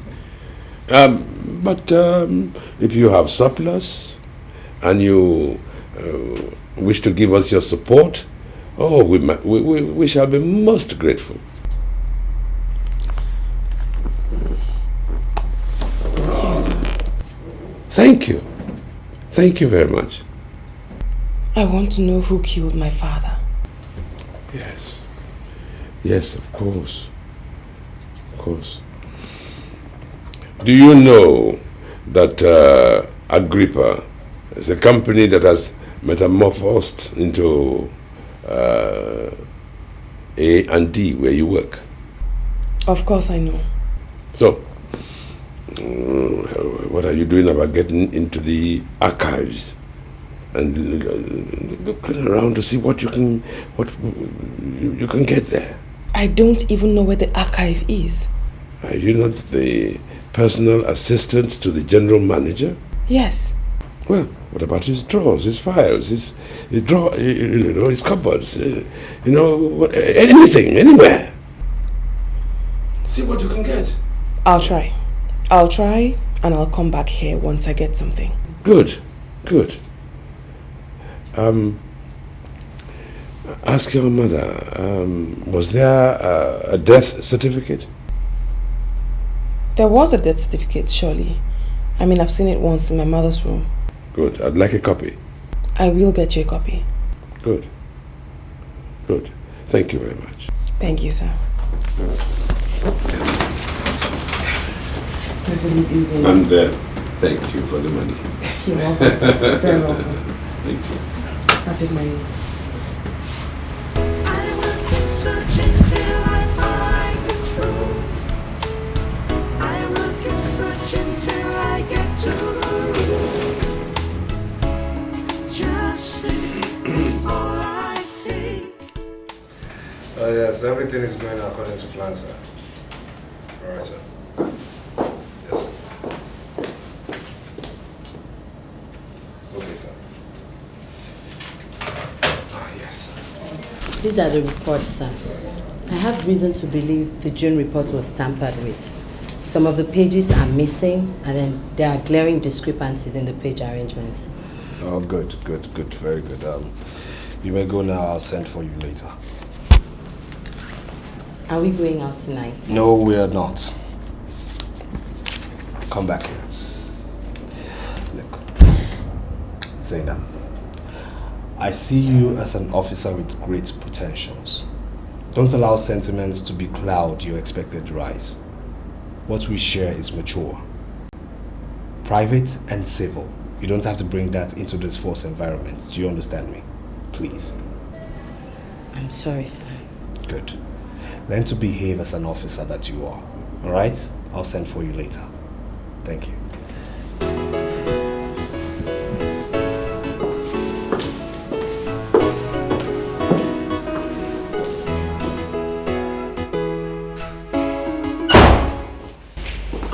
How did you bump into my office like that?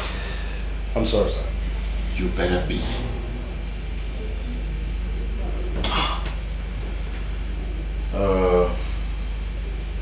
Anyway, I wanted to remind you of our appointment tonight. The meeting with the Mafia? Of course, the meeting with the Mafia. I'm sorry, I'm not going, sir.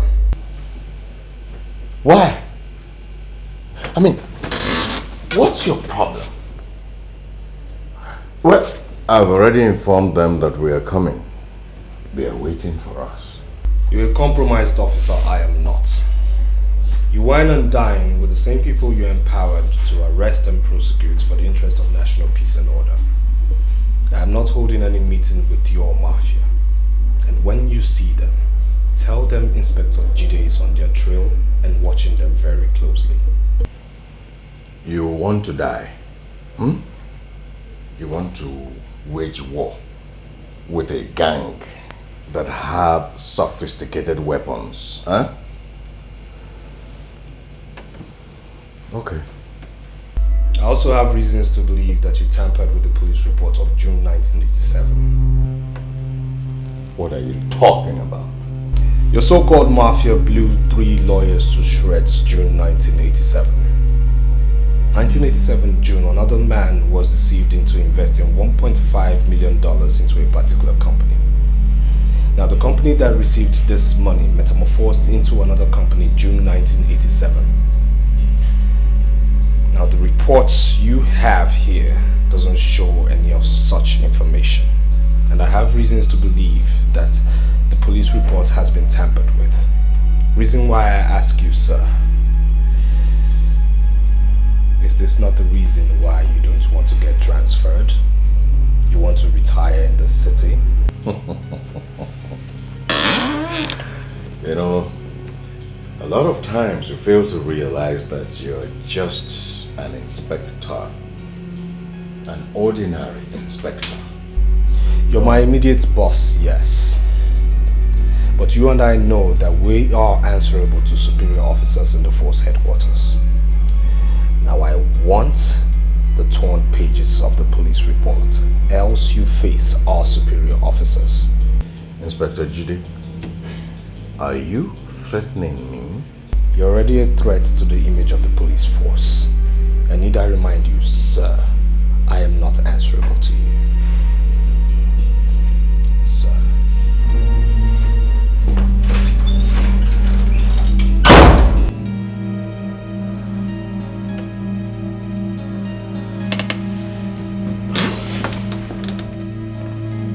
This is the check of 5 million naira, Uncle. You can go and claim the money tomorrow. Please, I want to beg you not to disappoint me. The AGM comes up in 2 months. I want a perfect job. 5 million naira. Hey, you talk if I just say hey, Alice, you have done your own. Just leave the rest for me. My promise to you is that I will finish in just a month. That will make me very happy. 5 million. I should take my leave now.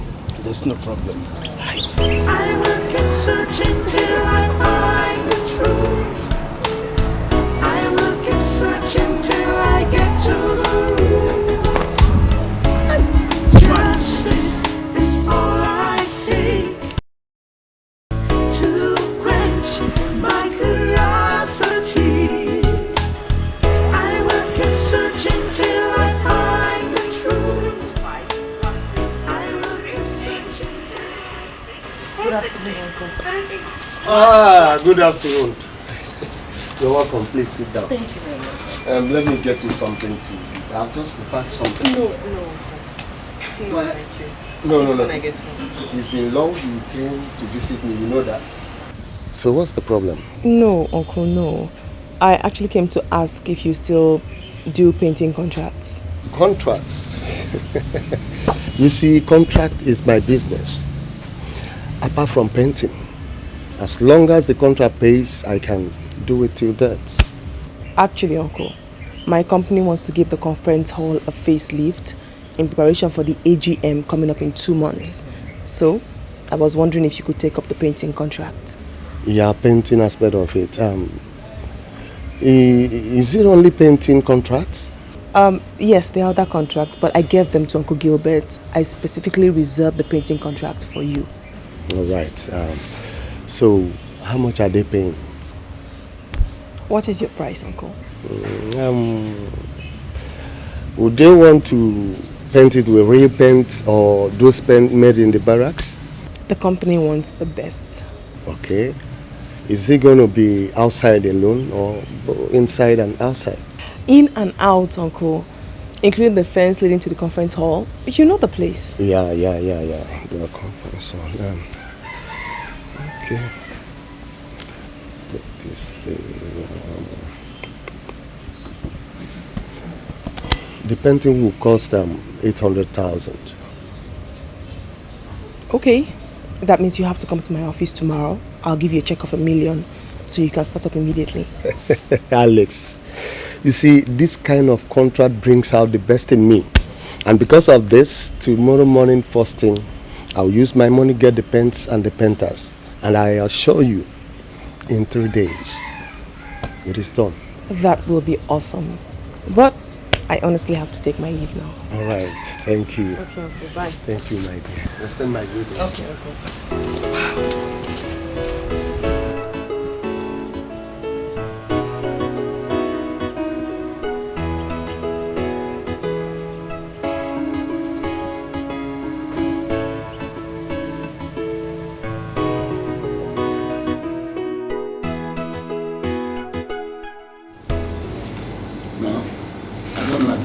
Just walked out.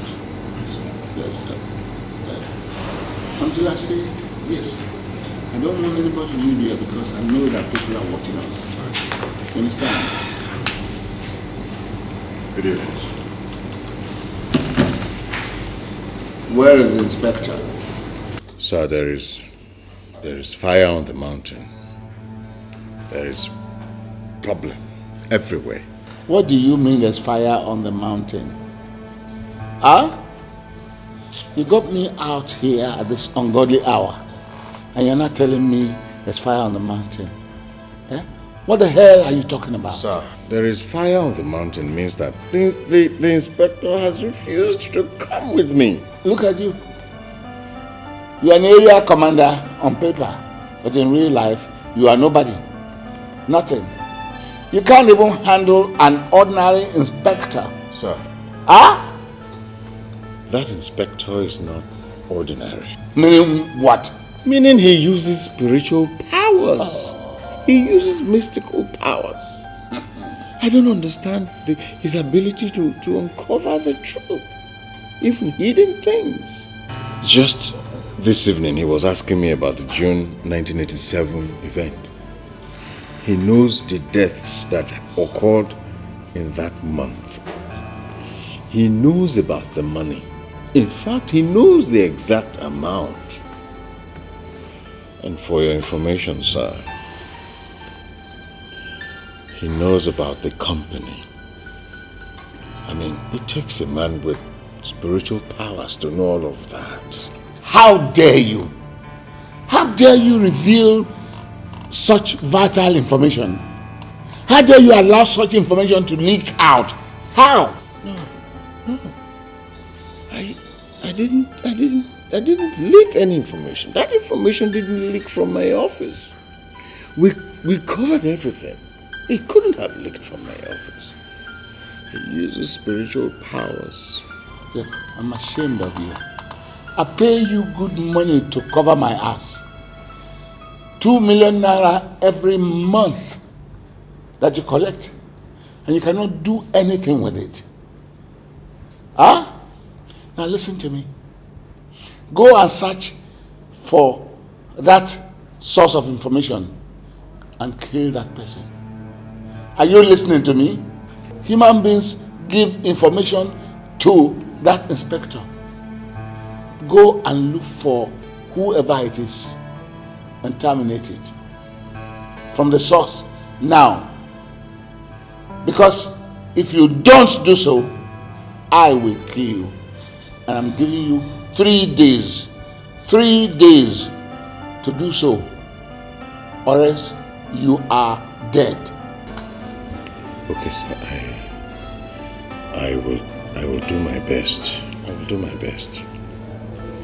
I will do my best. To my perpetual control of this city. You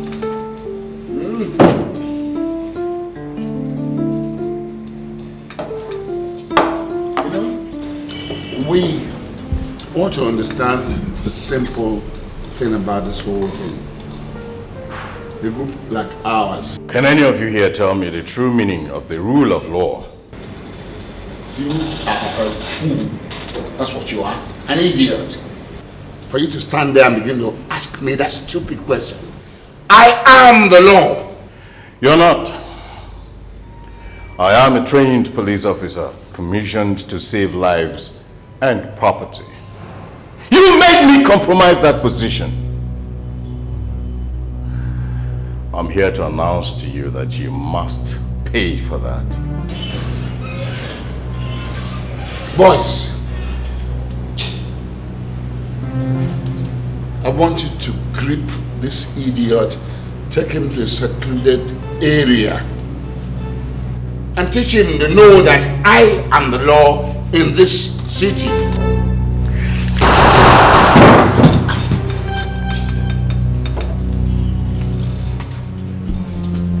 Fool, you shot my man? And I'm gonna kill you.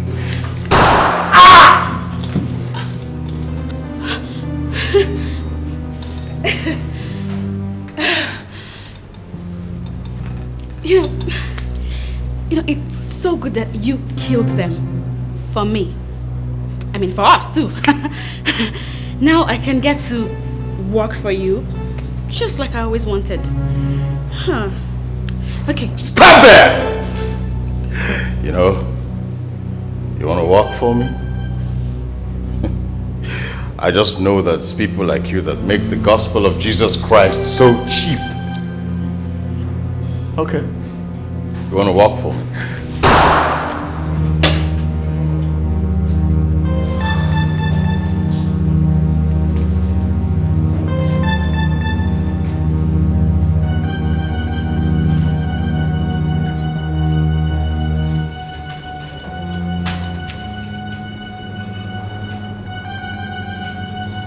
What have I gotten myself into? Am I truly a police officer? I compromised myself. I compromised my position. Is this life worth living?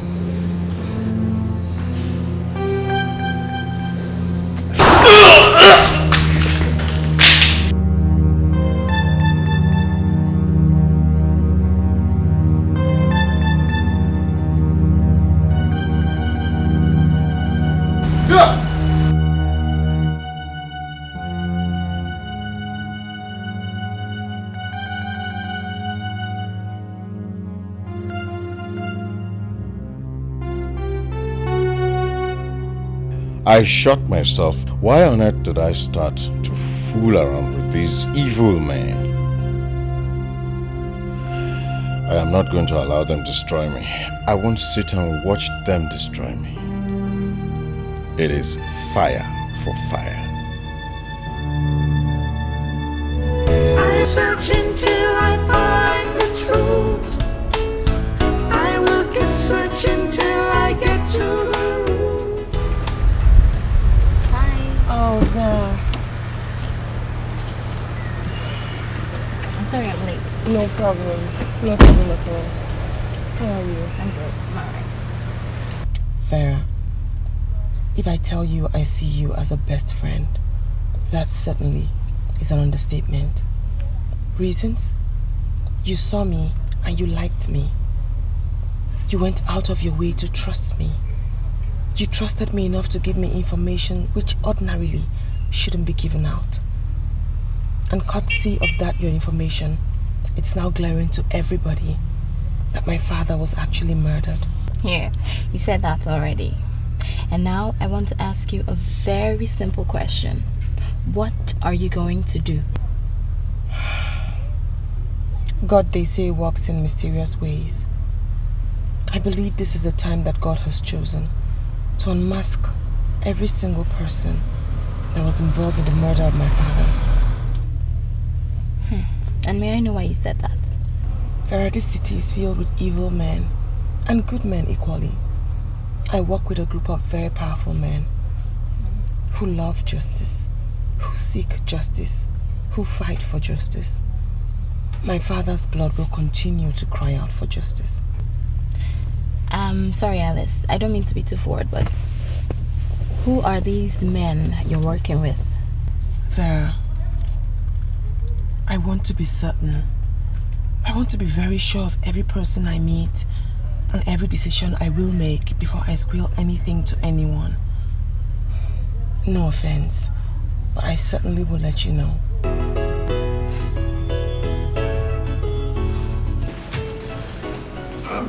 Did you find anything? I still haven't searched the office, sir. I've actually been very busy. But I have the death certificate. That's what I came to give to you. Oh, good. Lovely. Right. This is wonderful. Be great help. And but please, I have to say something to you. Very carefully. This case must not be discussed with anybody. Is that clear? Yes, sir. For our own safety. Apart from you and your mom. Nobody else. Is that clear? No problem, sir. My lips are sealed. All right. I'm working with that police officer at the moment. In good time you will meet him. He's very much on our side. He too advised that you should not discuss this case with anyone. No problem, sir. No problem. Thank you so much. Thank you.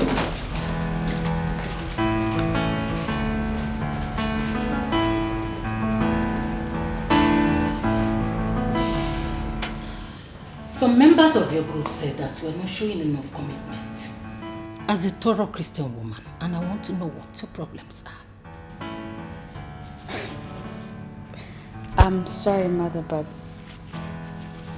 I don't understand what you mean by not showing enough commitment. You did not take part in the all-night vigil of the choir members. And I want to know your reasons. Oh, that. I wasn't in town. I want you to go and see Pastor Henry. Pastor Henry? What would I be doing, Pastor Henry? I want him to lay hands on you and pray for you. Already he has conducted the deliverance on the choir members, except you. Mother, to tell you the truth, I don't need prayers to sing properly in the choir. I am sorry, Steph. I am not talking about your singing ability. But all I'm telling you is the decision of the church.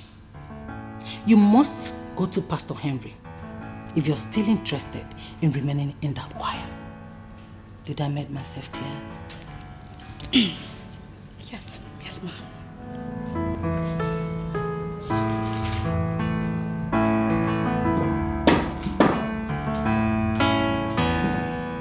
Yes?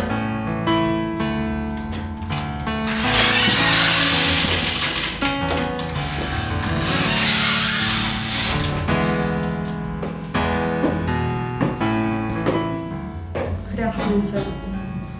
Good afternoon. Do I know you? I was asked to come and meet with you. Well, why would you be asked to come and see me? I'm a member of Omega Dynamic Ward Assembly. Not Pastor Henry, that anchored the Deliverance for choir members. Oh, you were a member of that choir? I'm not just a member of the body. I practically wrote our praise manual. Even Pastor Timothy has had countless reasons to commend me for my dedication and commitment. That's good to know. That's good to know. Well, in that case, have a seat. Please sit down. Thank you, sir. Alice, I called you here to say that I am impressed with your painters. I'm happy with the speed, and I think I love the color combination. Thank you very much, sir. Now, can they paint the entire compound? Yes, sir. But any need for that? Yeah, serious need. The original plan was for us to give the conference hall a facelift. You came up with the idea of painting the hall inside and outside. Yes, sir. Now we have a situation where the hall is looking different from the other structures we have within the compound, and I think that is not right. So I want you to discuss with your painters. Let them put up another proposal to that effect. I will, sir. Thank you, sir. No problem. And one more thing, Alice. You are required to be with me in Abuja this weekend. I'll just get ready. Prepare. Thank you, sir.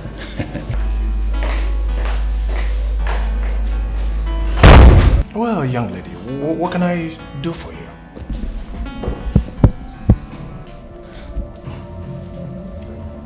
What are you doing? Do you like what you see, Pastor? Do you realize I'm a man of God? Man of God. You see, Pastor, there are things that happen in the church that ordinary members don't get to hear. One of such, I want us to experience now. Look, young lady, you have fallen prey to the antics of Satan. You should surrender under the power of heaven, the supremacy of God. Talk about submission and surrender. You know, I already surrendered to you. Now you can grab. Come on. See, that's the problem. You prayed yourself to the bone marrow, huh? You need someone like more. Don't do this. So easy now, Pastor. Step away from me. Come to Mama. Don't come close. Don't. I bind you. my lord, I bind the liar. You, oh God, don't do this. I will call the police. I will call the police. Oh, I don't know how I feel. I am a man of God. Oh God, I confess your sins. Oh, you should repent and be born again. Your sins should be confessed. Zainab, I remember telling you this earlier, but for the purpose of emphasis, I'll say it again. Zainab, you're beginning to attach yourself to me in a manner that might jeopardize my mission to this state. Sir, what did I do? Whatever we do outside should stay outside. Don't get carried away, please. But I thought I've been very professional about this. That is what you think. I know you've not been professional. Listen to me. I'm here for something very, very important. Do you understand me? And please, I don't need us to, let our one night of extra activity or one night of ecstasy jeopardize my mission at hand. Please. Now you may go back to your duties. Yes, sir.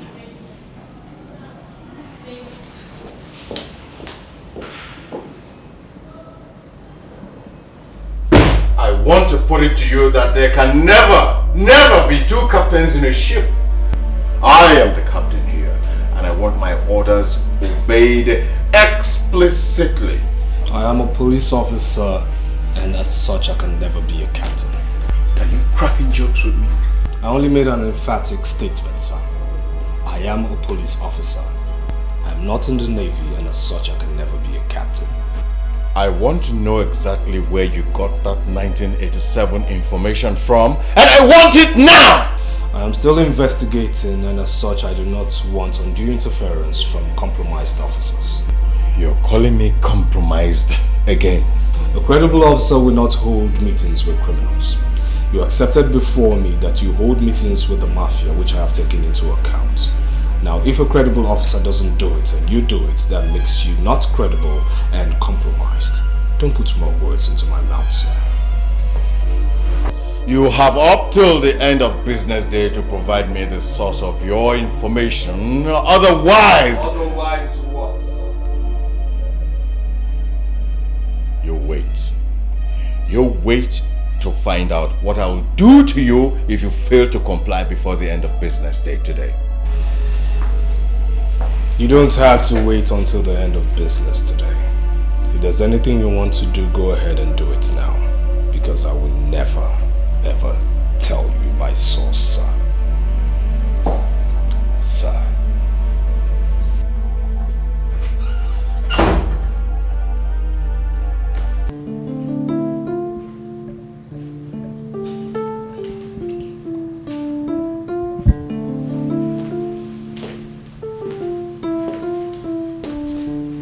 Honey, what's the problem? You're not looking too good. I've been calling Pastor Henry and he refused to pick his calls. Oh, okay. Let me call him. Oh, God.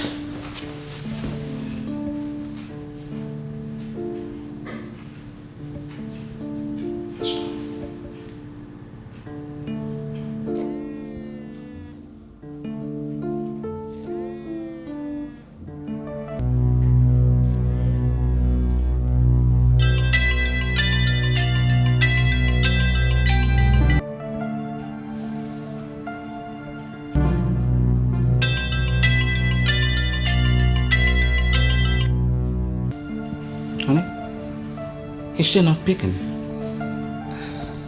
I wonder what's going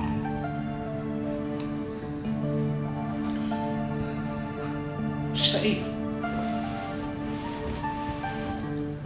Hello? Hello, Pastor. Pastor Henry has been shot in his office. Blood of Jesus. What? Henry has been shot. What are you talking about? Some people came into his office and saw him in his own pool of blood. Where is he? They rushed him down to the intensive care unit at the general hospital. Pastor, please hurry, he's going to die. Henry has been shot, he's in the hospital. Come on, let's go. Jesus.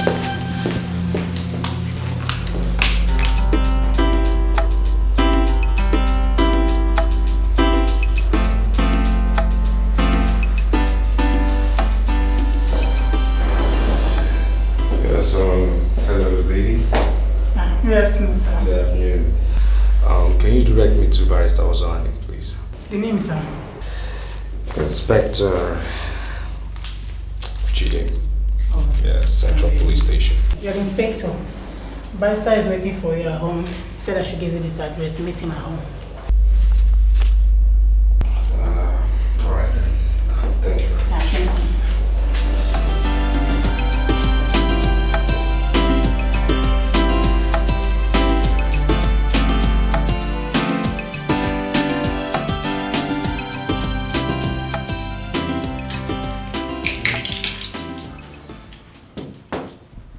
Come.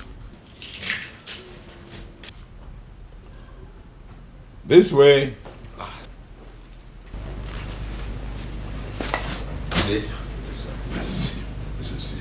Please sit down. Oh, thank you. Your secretary said I should come meet you at home. So I asked why you summoned me here, sir. Yes. I have additional clue.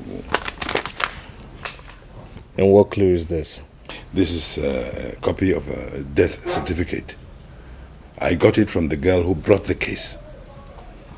I want you to investigate it. Does this girl live alone or does she live with someone? She lives with her mother. Oh, by the way, she works at A&D Incorporated as the secretary to the general manager. Please, sir. I need you to tell her to relocate to an unknown address with her mom. Why? Security. The Mafia might want to know my source and remember them. We can't leave anything to chance. So please just tell them to relocate. All right? And operate from there. Consider it done. Thank you. And again, please don't call me with your phone anymore. Call me with a private line or call me with a public phone. I'll do same. And when you call, just say a call from Vigor. I'll know it's you. Hang up. Vigor? Right. Thank you. Now, shall we go and have something to drink? Sir, no. Time is of the essence. Thank you very much. Let's talk some other time. Thank you.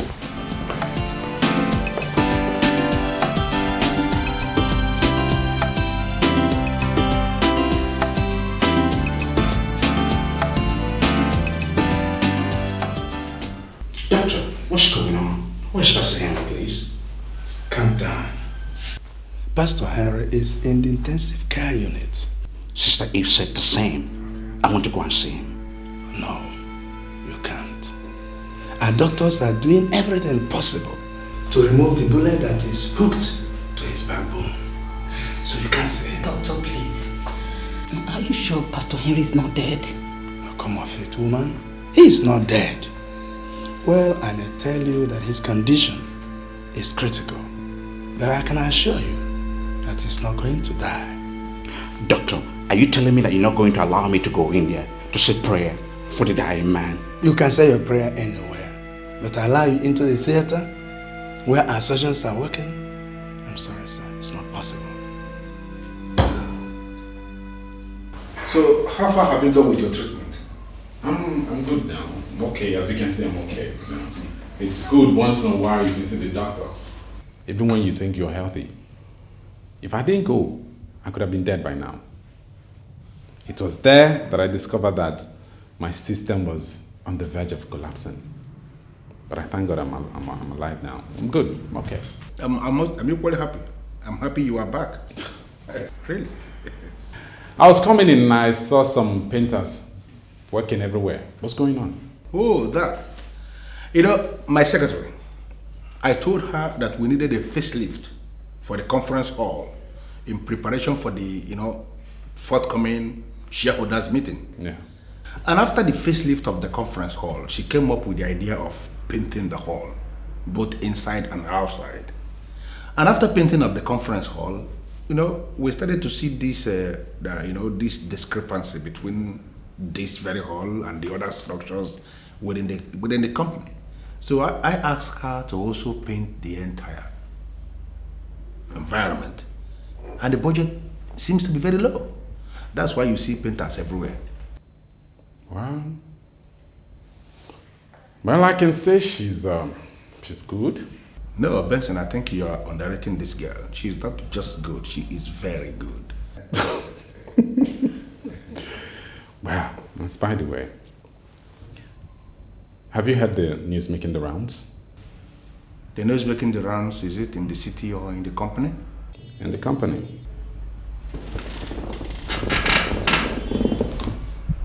In the company, I have not heard anything. Amanda, your former secretary, is pregnant for Mr. Cowrie. And he's planning to marry her. Mr. Cowrie is planning to marry Amanda? That's right. In this company?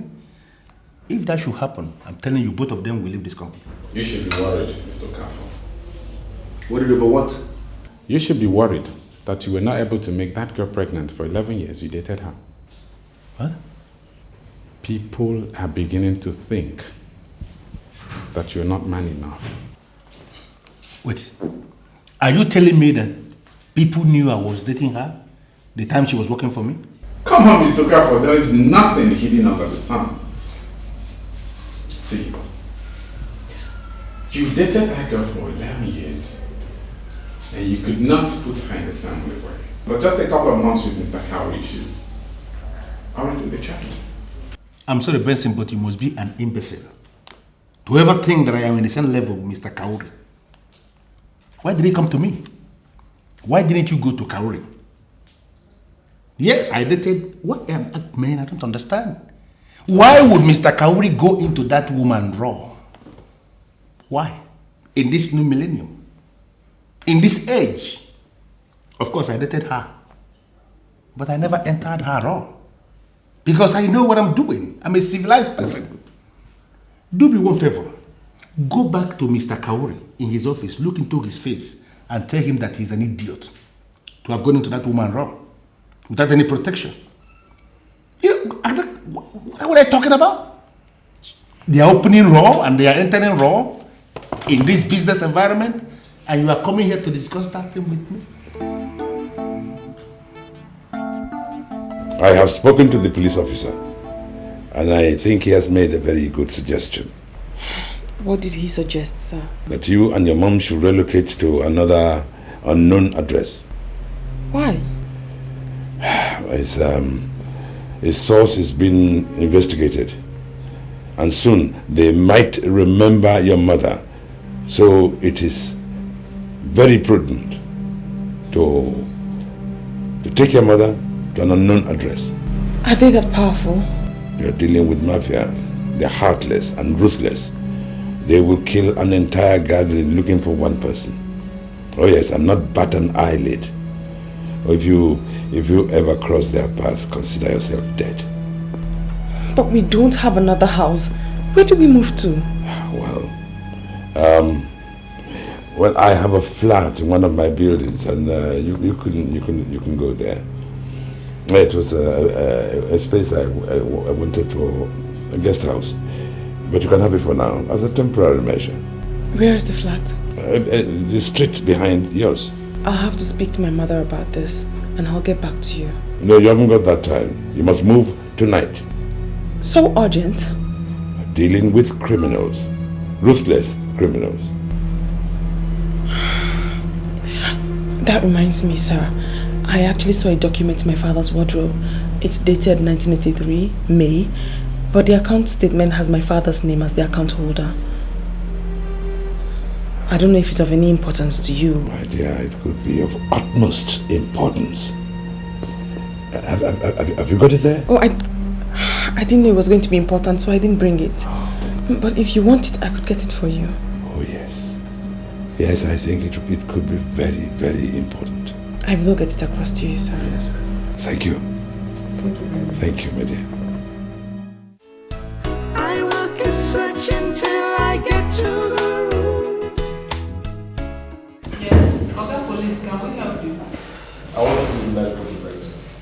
What is your card number? Woman, I am not sick. I'm here to see the medical director for something urgent and official, not help. Yes. Do you know his office?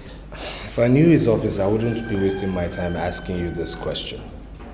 I need to see him real quick. Time is running. Okay. Enter from this passage. The second door by your right. That's his office. Thank you very much. I will keep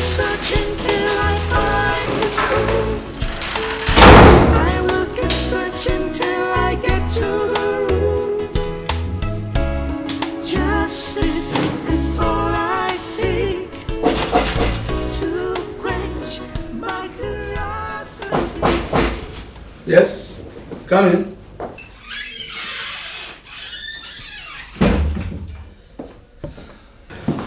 Good, sir.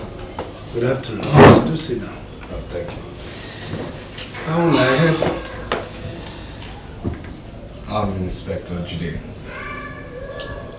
and I'm looking for the medical director. I'm the medical director. Good. Did this originate from your office? Anything the matter? You signed it? No, I didn't sign it. Then who signed it?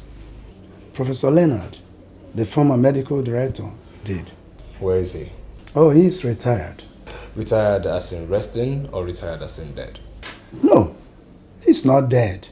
Professor Leonard is just retired from active service. Where can I find him? In his house, of course. All right. Please kindly write his address for me.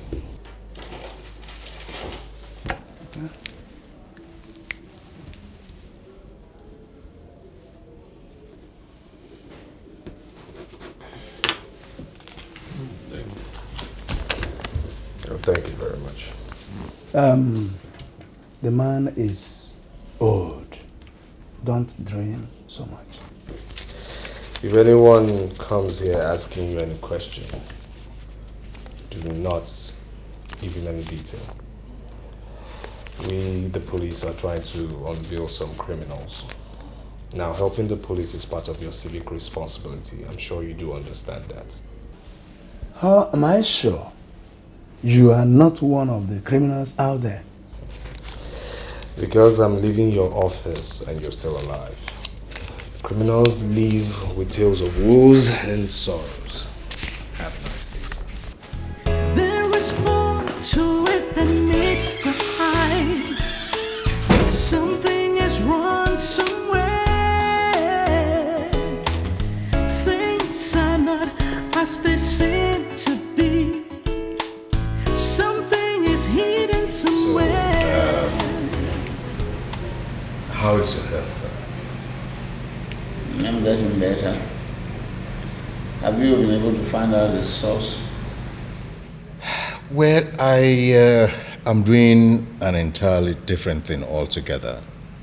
I got talking with the young inspector this afternoon, and I found out that he doubted me when I told him that I knew the Mafia.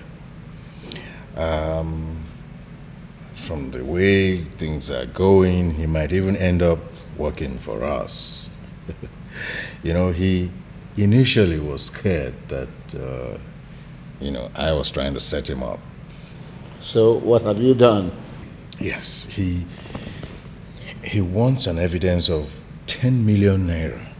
Yes, for me to convince him that I actually know you, I know the Mafia. I don't understand what you're saying.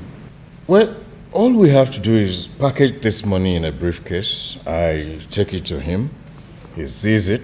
He knows it is coming from the Mafia. And I bring it back. Just something to show him that, I have a good relationship with the Mafia. Are you sure he's not setting us up? Of course, he won't do that. I am his superior, definitely. No. He's not planning any setup for us. He just needs to be convinced. That's all. That is all. Okay, I want you to come here tomorrow at 11 o'clock. All right, sir. And that will be done. And I hope you just take a lot of rest and I'll be all right. Take a lot of water and relax. Thank you very much. All right, sir. Thank you, sir. I'll see you tomorrow at 11. Tomorrow at 11. All right. Thank you, sir. This is the zenith of my leniency. If you do not bring that idiot here, I will suggest that you commit suicide. That will be a better option for you. If you kill yourself, then you won't have any problem at all. If you allow me to send my men after you, to kill you, they're going to do it very slowly. And when they do that, they set your corpse ablaze. No, there will not be any reason for all that. Better make sure, Commander. Thank you, sir. It can be good or bad. It can bring happiness or sadness. It can solve problems and cause problems. That's money, the power of money.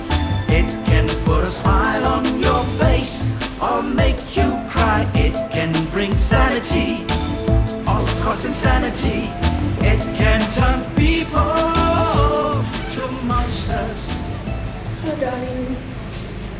You look extremely romantic. Oh, you like? I'm impressed. You like? Thank you. Like, you know, my business is to make you happy. And whenever you say you're happy, you're impressed, oh my God, I feel so fulfilled. Oh, yeah? Yeah. Can you tell me one good reason why Pastor Timothy has not paid a dime into my account? Can you? Well, I do know that I've taken care of Pastor Henry. And having done that, Pastor Timothy is gone. Because you see, my dear, Pastor Henry is actually his spinal cord. And now that he's handled, Pastor Timothy is nothing. Trust me. I do not understand what you're talking about. Well, maybe we should go to the bedroom and I'll show you what I mean. Come on.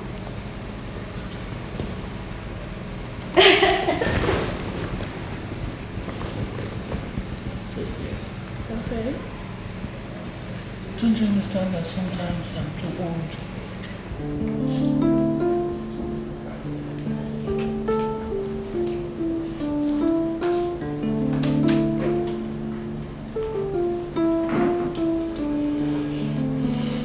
You know, this used to be my favorite.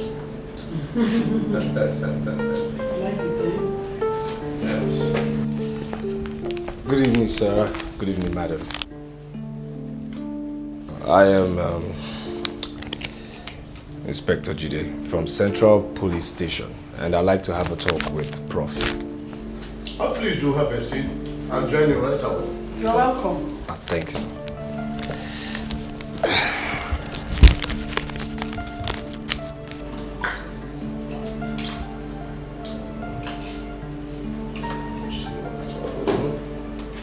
Yeah. Here we are. Do join us as well.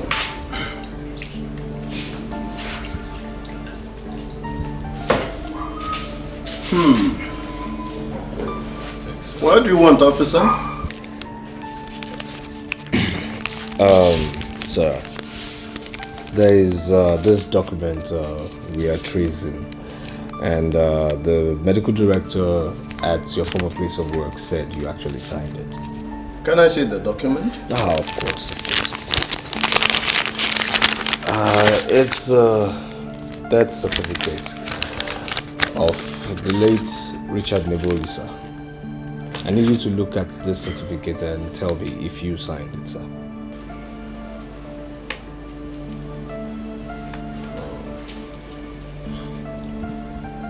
Yes. I'm the one who signed the document.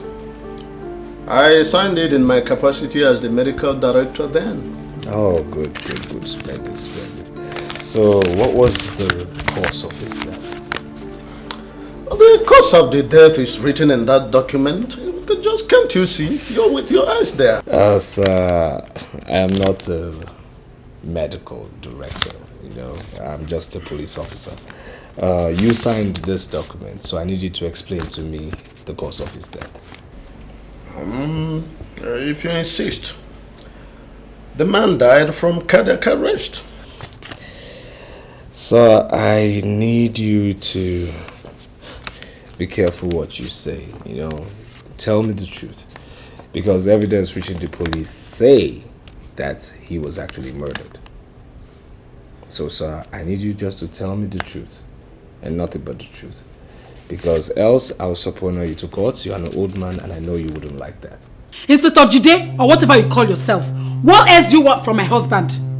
I mean, why are you grounding him? He has told you everything that he knows. What is all this? Madam, your husband must answer all my questions. Ha. What exactly do you want from me? The truth. Prof, did you conduct a proper post-mortem on late Richard Nebulisa before writing his death certificate?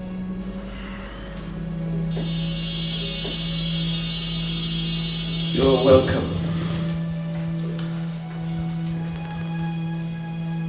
Why did you bring me here? I want you to assure me that you are still committed to the promise you made. Well, that depends on the particular promise you're talking about. All right. I had a dream where some relevant government authorities came asking after the circumstances surrounding the exit of Richard Nebulisa Esquire. That is, if you know what that portends. Wait a minute. Professor Leonard, you mean you invited me here to come and discuss your dreams? I'm sorry, Sir Bruno, but I killed the man because you promised to cover my track. Now, I want you to reassure me that that promise still stands. Without any fear of contradiction, I give you my word that everything is perfectly under control.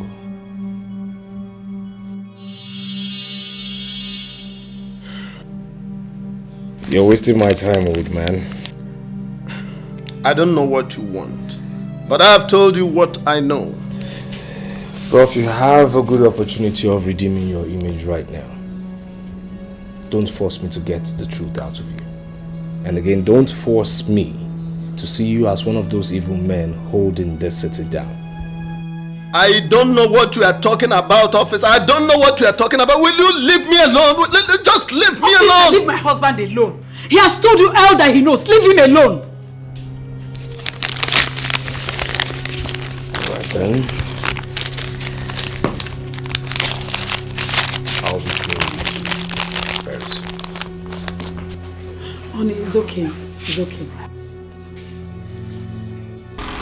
I will keep searching till I find the truth. I will keep searching till I get to the root. Justice is... What happened? Any luck? He didn't say anything. His countenance failed him though. I knew he was lying. Okay, let's go. Justice is all I seek, to quench my curiosity. I will keep searching till I find the truth. I will keep searching till I get to the root. Justice is all I seek, to quench my curiosity. There is more to it than meets the eyes. Something is wrong somewhere. Things are not as they seem to be. Something is hidden somewhere. Looks like the truth has been swept under the carpet. I hope I'll meet you awake when I come back, baby. Honey, where are you off to? Of course, to see a friend. I'll come back in a jiffy. By this time? Can't it wait till tomorrow? Don't worry. Like I said, I'll be back in a jiffy. It's somehow urgent. Okay. See you. Be careful, eh? I see you when I come back. But some memories are so hard to forget. The truth will come out in the open someday. Honorable Professor, I wasn't expecting to see you in my house. I hope everything is all right. Everything. I mean, every single thing is not all right. Why did you say so? Good. One police inspector, Jide, just left my house. He knows everything. I mean, every detail, he knows it. By the way, you promised me that you were going to cover everything. But at the end of the day, you succeeded in covering nothing. This man told me point blank that Richard Nebonisa was killed. You can see that by this singular act, you are going to ruin my retirement. Did you tell him anything? How could I? How could I tell him anything? However, I managed to tell him that the man died from cardiac arrest. Oh, good. Good. Relax. Everything will be all right. Just relax. Don't let Jide, Inspector Jide, bother you at all. Are you sure you are going to handle the situation? Don't you trust me anymore? Relax. Everything will be all right. Just relax. Let me get your favorite drink. Honorable Sir Bruno. The only Mr. Fix-It the whole universe. I am the one that they couldn't arrest. You could say that again. See, all over the world, men and women always dream of wining and dining with the powers that be. You see, I am the personification of the powers that be. You could say it again. Just wait for me, let me get a drink.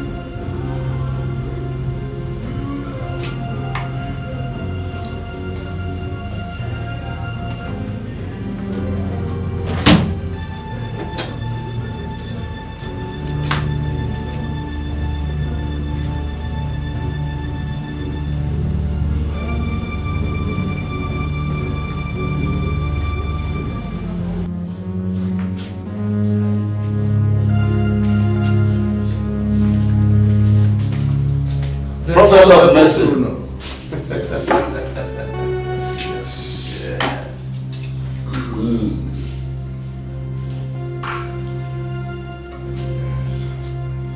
May I? Yes. Oh yeah. That's a real thing.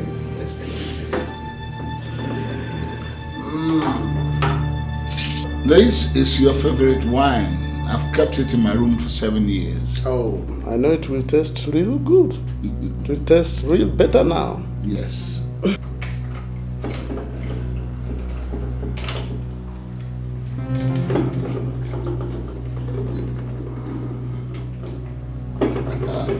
it out. Just pull it out. That's it. That's the real thing. Good.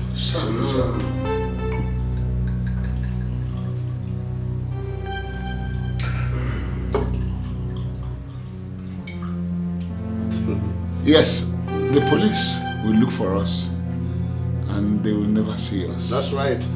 And we shall remain the men who will control this city. Oh yes, oh yes.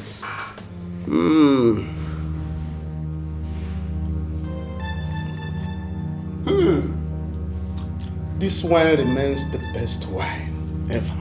I know the value. That's why I kept it.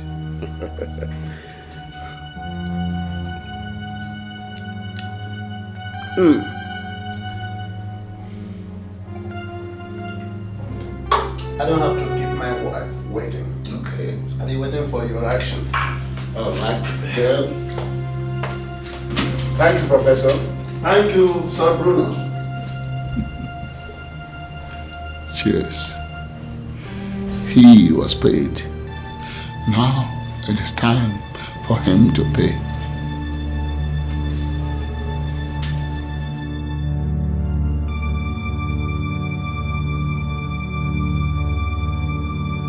Please calm down. Tell us what happened.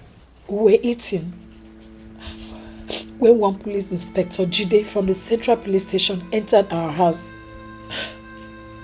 He came with a death certificate. I wanted to find out if it was my husband that signed it. My husband confirmed that he signed it. He wanted to know the cause of the death. And my husband said that the man died of cardiac arrest.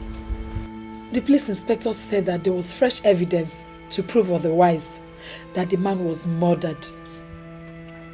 My husband insisted that he died of cardiac arrest. Then the man left. Barely 10 minutes after, my husband dressed up to leave the house. I asked him where he was going to. He said he was going to see a friend. I asked if that couldn't wait till morning, but he insisted that it was urgent.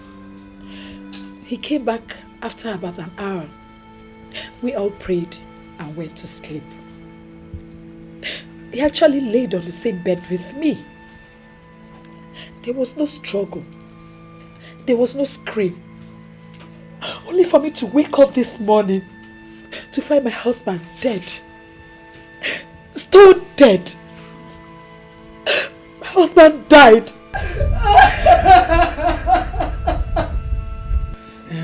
Did he mention the name of this friend he was visiting? He did not. He did not. He just died. Calm down, eh? Take heart, eh?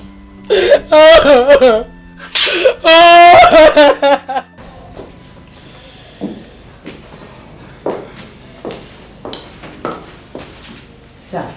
Yes. One Mr. Larry wants to see you. Larry. He specifically called my name. Yes, sir. He mentioned your name. All right, send him in. Yes, sir.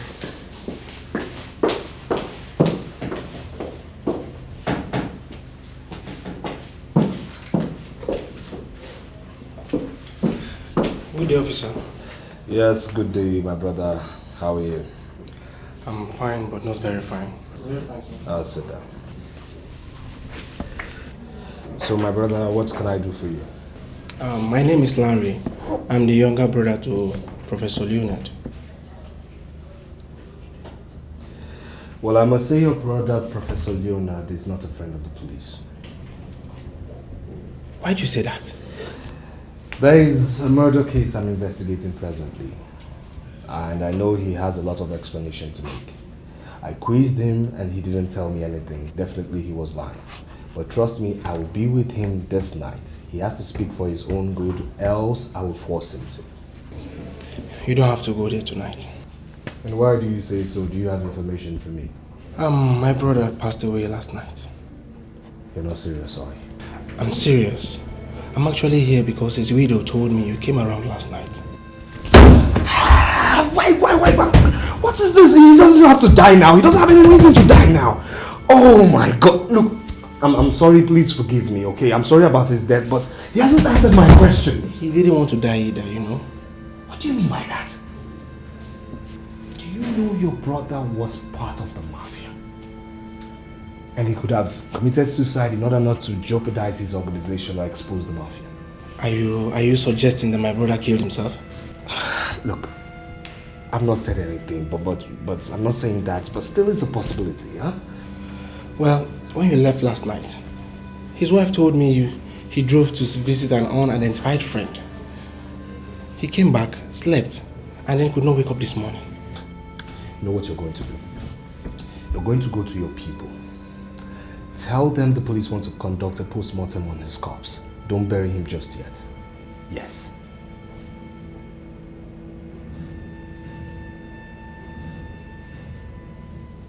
The information you gave me concerning your exploits with your inspector.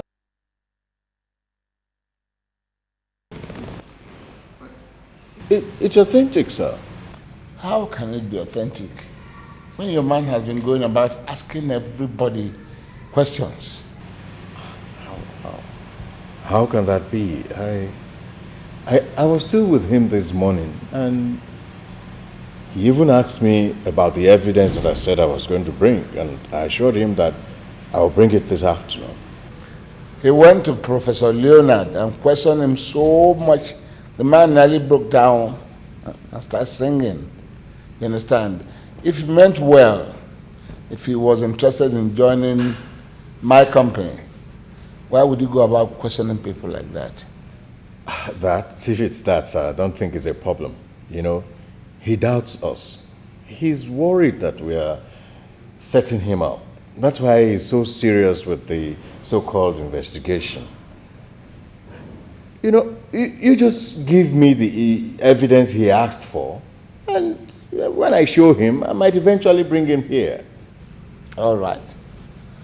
Todd. Sir. Open that box for him. Yes. This is money, though it is not 10 million. There are millions there. And that's what you asked for. If you fail this time, man, you are a dead man.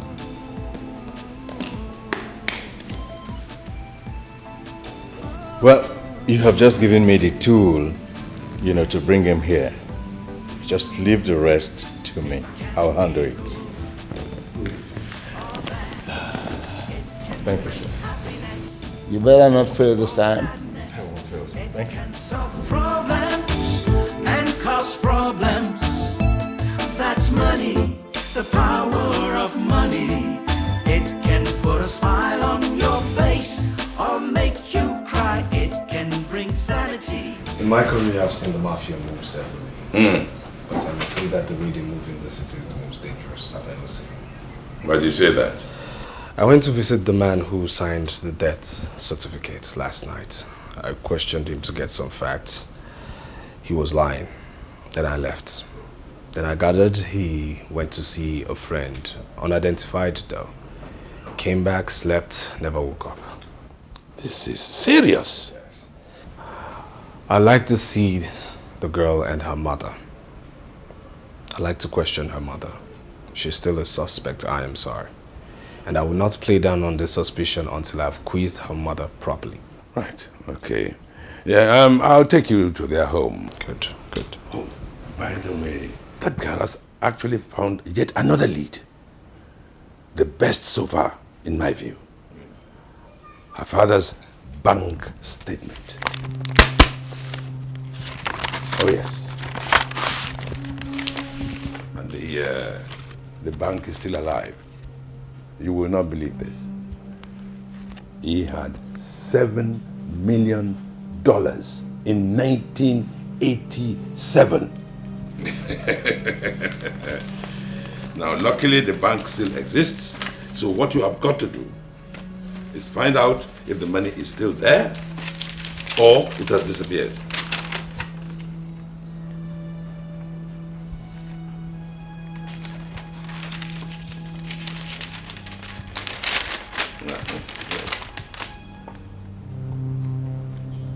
maybe one of the reasons why he was killed.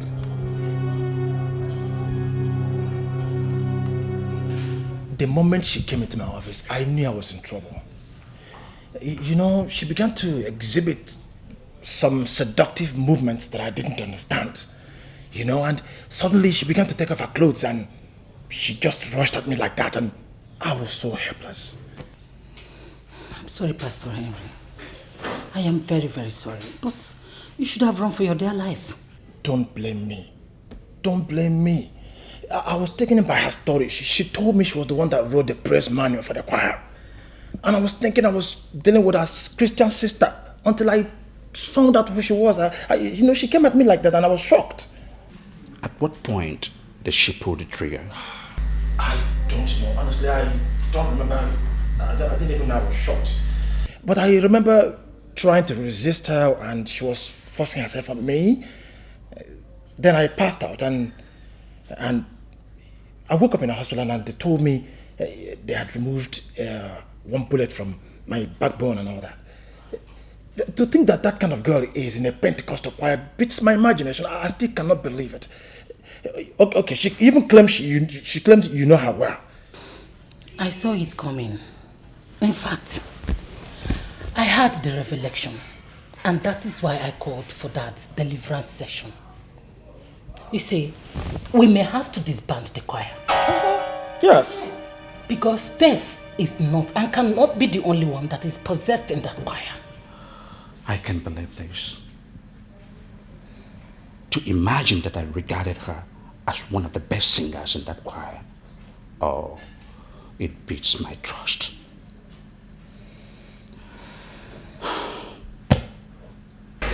Yeah, I want the history of a particular account, so who do I get to meet? The manager, the accountant, or you? It depends on what you want. I can make such inquiries, but when I can, I will refer you to my immediate boss. Well, I think I'm fine by you. You see, I am currently investigating the murder of a particular prominent man who gave birth to a very beautiful girl just like you. The matter was left unresolved for a number of years, but right now the long arms of justice are about to force themselves out. Well, the daughter of this said man gave me this statement of account, and this is what I want you to do.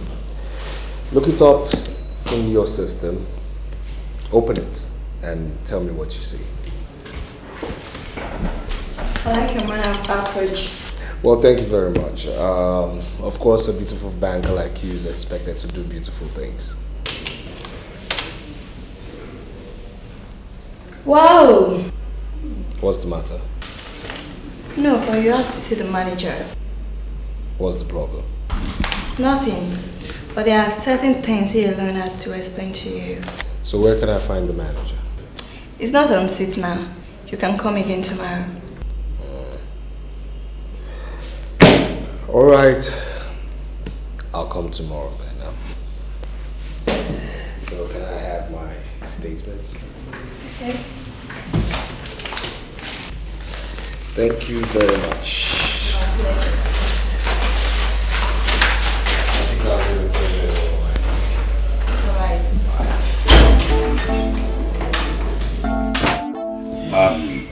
right. This is Inspector Judy, the Central Police Station. And this is Alice, the young lady who brought the case to our notice, and her mother. You're welcome. Thank you. I'm very happy meeting you two face to face. Because I did call this meeting. I deemed it necessary actually for us to meet today.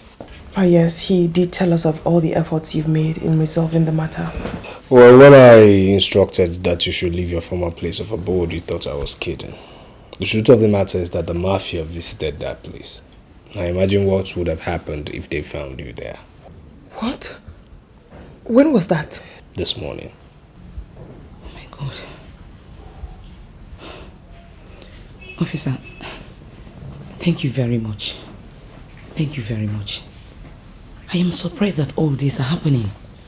I never knew my husband was killed. He hid all the information from me. And I was under the impression that he died naturally. Well, tell me every single thing you remember. Starting with how he died.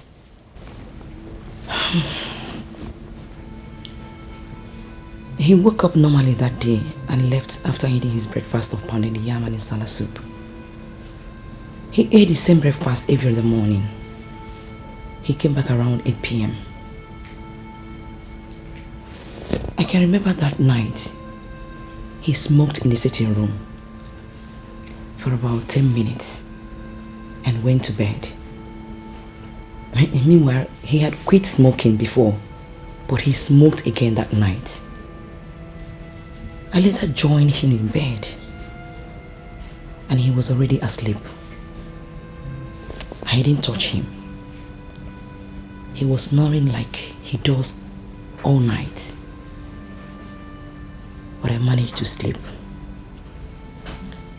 I was the first to wake up in the morning. It has never occurred. It has never happened. Unlike him, he will be the first to wake up, but that day, I was the one to wake up first.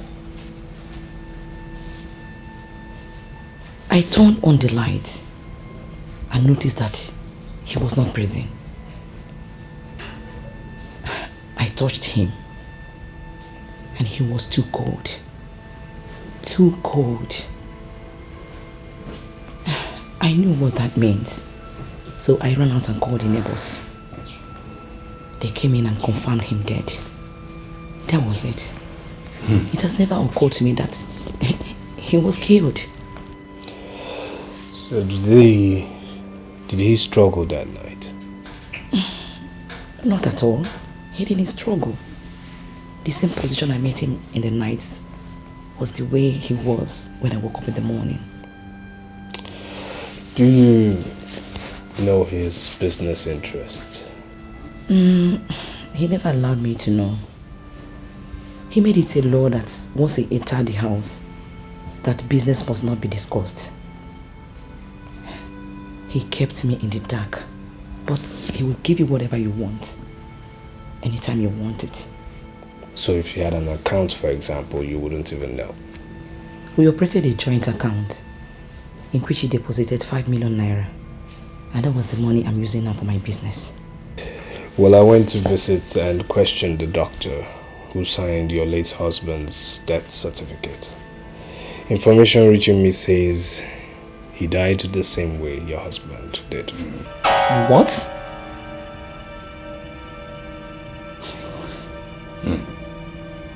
Officer, are you suspecting anything? The Mafia killed them.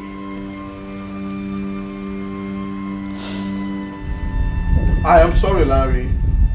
Go and tell that police officer of yours that I cannot allow such nonsense in this family. If he wants a postmortem, then he must wait for his own father to die, then he can perform such experiment on him. Do you understand me? I cannot allow my brother to be used for such laboratory experiments. Do you understand? Bros, I don't know why you are misunderstanding this whole matter. The police are suspecting our brother was murdered, and they want to investigate. And if you look at the whole circumstances surrounding his death, I agree with them. The police have warned that we should not bury him. Did you hear that? Who is that police officer to tell me not to bury my brother? Who is that police officer? Do you know what the postmortem is? They want to pick up the professor and cut him into two in the name of experiments. So that what trash is that? I would never allow such happen to my brother. But bro, if the police still insist on going on with investigations, why don't we allow them? If not, they will conclude that the late professor was murdered by members of this family, and which of course the press will not even investigate before calling us the murderers. Please, let us allow the police to do their work. Arrant nonsense. The press can write whatever they want to write. I do not care if they write rubbish today, I will debunk it the next day. Do you understand me? My brother died of natural cause. He slept and did not wake up just like our ancestors. What rubbish is this? How would I allow my brother, a professor, to be taken as laboratory experiment for small nurses who jump from bed to bed to see his nakedness? It will not happen. I the Alatisi of Agboju would never allow such to happen. Do you understand that? If I allow such, even the ancestors will strike me dead.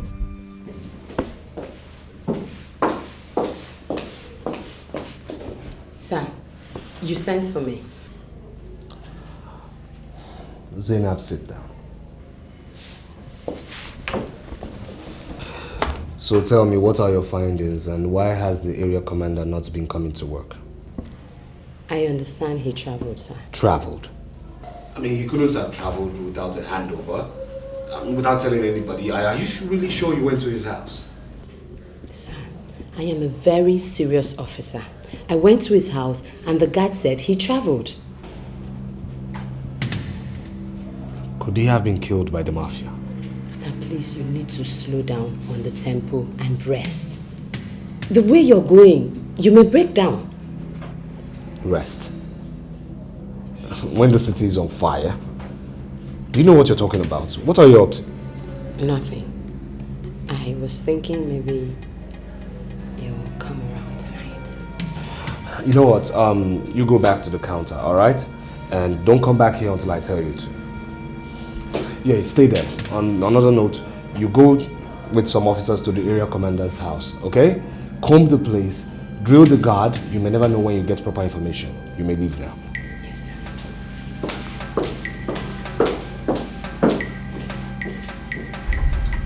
Guys, I'm thinking of taking a trip to the Caribbean.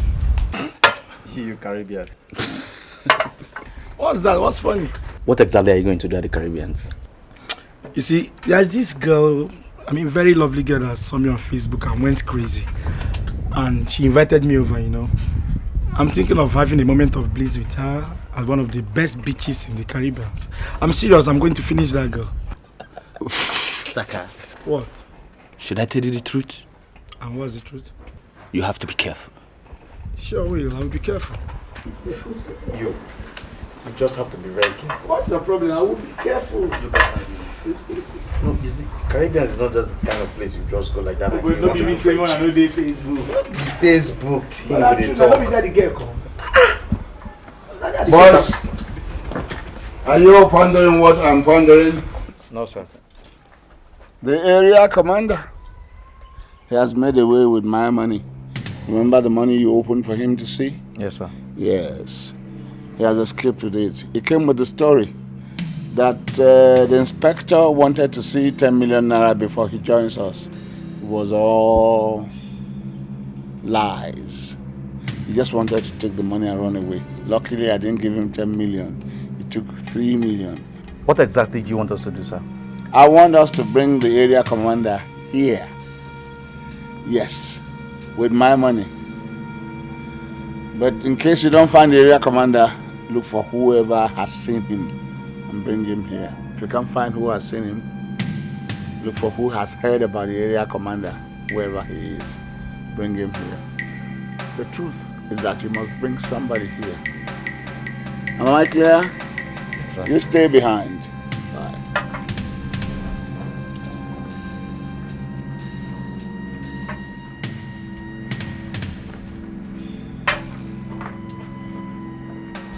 Mafia killed the owner of that account. Now I want you to do a rundown on that account and tell me everything you deem very important. Please tell me exactly what you want. I want to know when last the account was operated. Because of the 17th day of June 1987, the owner of that account paid $1.5 million into a particular account. Now, I want to know if the money was paid from that account. I want to know the account that received this payment. And I want to know if there was any transaction from that account thereafter. You see, on the 18th of June, 1987, the owner of that account died. Now I want you to give me a documentary rundown on this particular account because I want to unveil the murderers of the owner of the account. Okay, let me check my computer. Okay. The account was a current account. It is now dormant because it has not been operated for years. The account is a dollar account and the owner is Richard Nebolisa. He used this account for several international transfers. As at 10th day of June, the account had credit balance of 17,420,000 US dollars. On the 12th, he wired 10 million US dollars to Oceanic Oils in Ivory Coast. And on the 17th, he issued a certified check of 1.5 million to Agrippa Investment Limited. And on the 29th, the account received a credit transfer of $6 million from Mark and Bush Incorporated. And on the 30th, a credit transfer of $5 million was received from Atlantic Vessels, Canada. That was the last credit. And on the first day of July 1987, a check of $10 million in favor of Bruno and Company was presented, and the manager then refused to honor the check because they were already aware that the account owner had died. You see, that manager was blown into pieces as he was coming back from the fellowship with the wife. And was the blast investigated? Yes. The police said the manager was a terrorist and that the bomb inside his car exploded and killed him. And the bank believed this? We didn't believe it. The management knew it was a farce. That was police report. What could we do? Alright then, could you please print out this report you just gave me right now? Alice, I want you to understand that there is a problem. But don't bother yourself, because I'm doing everything possible to solve it. What is the problem, sir? The board members. The entire board members are not happy with your employment. All of them. And they have instructed that I fire you. Does that mean I'm fired? Never. I am the general manager here, and I have the right to hire and to fire anybody that I want.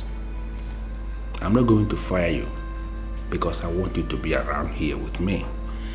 I called you here because I want to find out, can we work together? Sure, sir. We are together. I think I know why they want me fired. Why? You know, Benson seems to know the reason, but I don't know why he's not opening up to me. What is the reason? Why do they want you out? We can't talk here, sir. Maybe we can talk outside. Perhaps at night. Okay by me.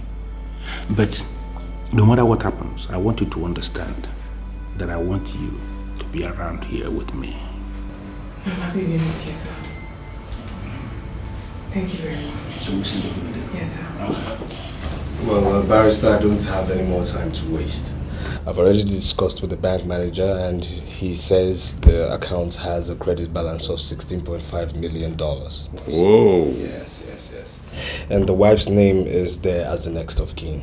So this is what I need you to do, sir. Start the process of a letter of administration for the wife and the daughter tomorrow. I'll consider it done.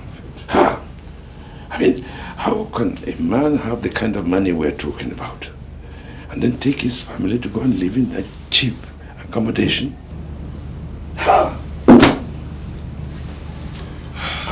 Good day, sir. Hello, my dear. Good day, sir. Something came up in the office. What happened? The general manager is under pressure from the board. They want him to fire me. And who gave you this information? The GM himself. Like an ordinary employee that he is, he doesn't know the history of the company. The board of trustees insist that he fires me. Can he be trusted? Yes. Well, I'm not going to say anything now. But my plan is to gather all the information I need before I approach anyone with direct links to the company. Trust me, sir. Mr. Okafor can be trusted. I want to set up a meeting so all of us can meet. Good. You know what I found out? No, sir. The AC, the area commander, is a crook and a fraudster. Apart from the 3 million naira that he took from us, you're aware of that? Yes, sir. He also went to Atlas Oil, went to the GM and collected 50 million naira of my money. He posed as my proxy and collected that money. He signed his death warrant and absconded.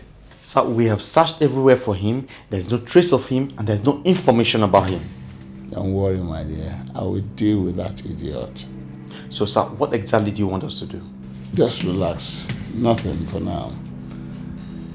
When the time comes, I'll tell you exactly what you do. Okay, sir. But for now,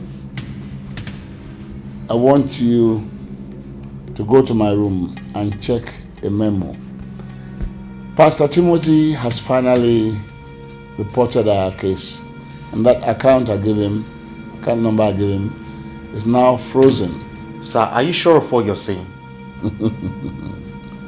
You know I don't talk anyhow. Go in and study the memo and come back and tell me whether Pastor Timothy has a right to his life.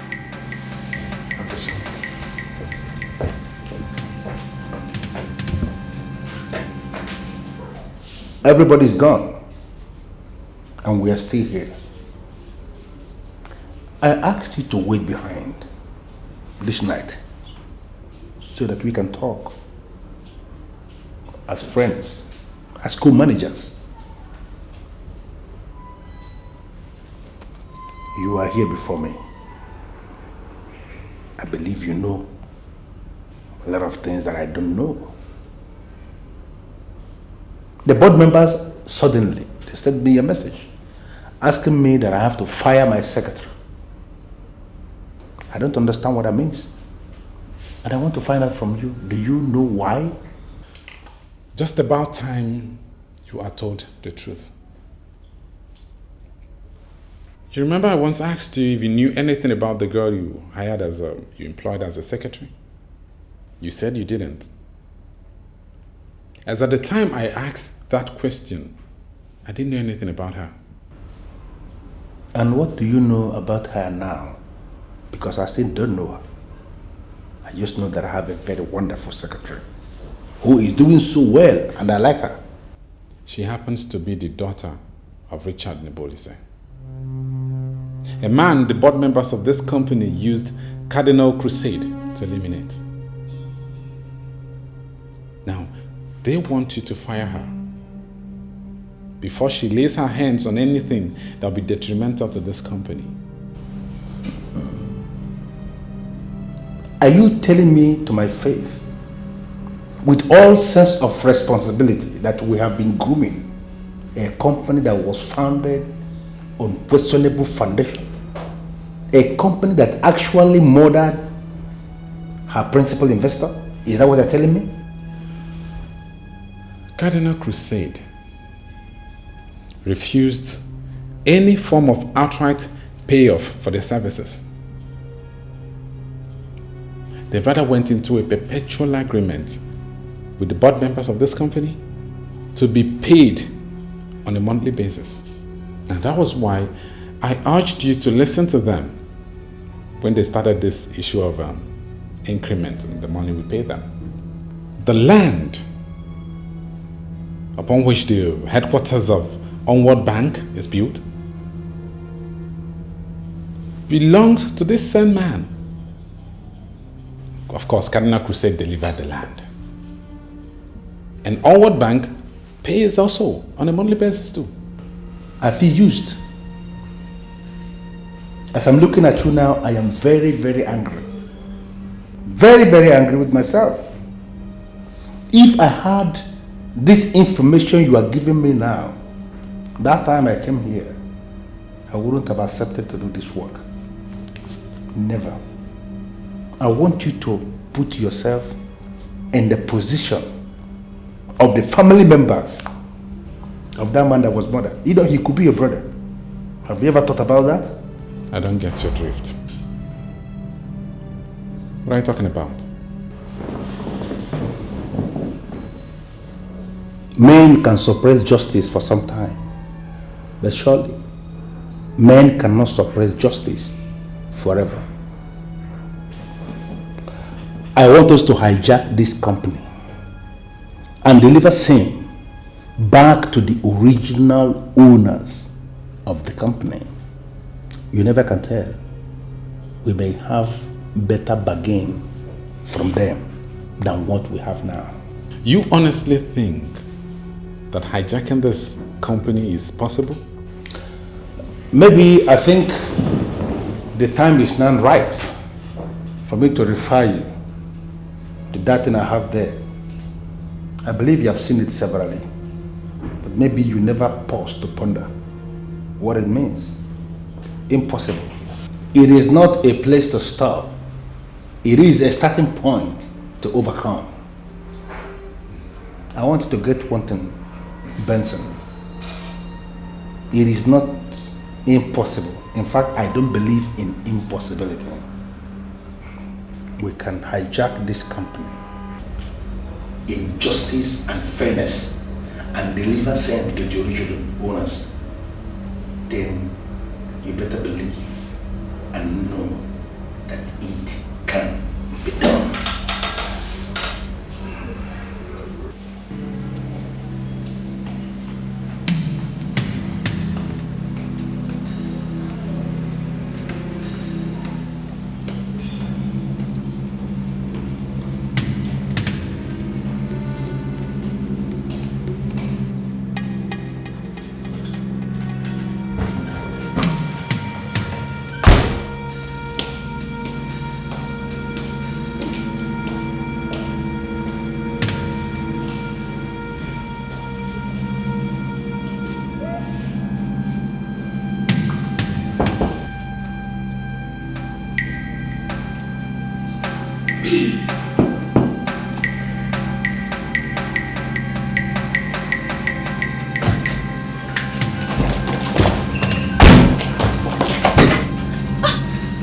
Why are you trailing?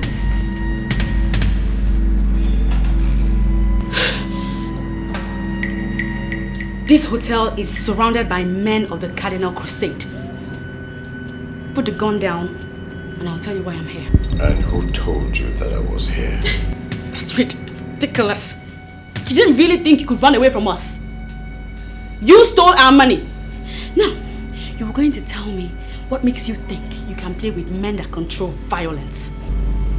Your money, huh? Yes!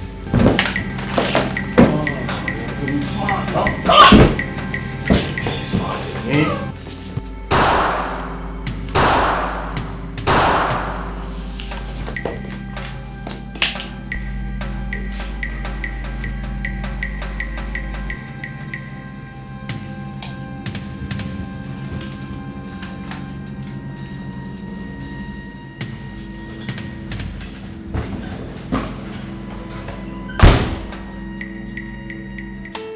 Something is wrong somewhere. Things are not as they seem to be. Something is hidden somewhere. I'm sorry, but I'm not ready for your games. I want you to tell me the truth. The whole truth and nothing but the truth. My dear, what is the matter?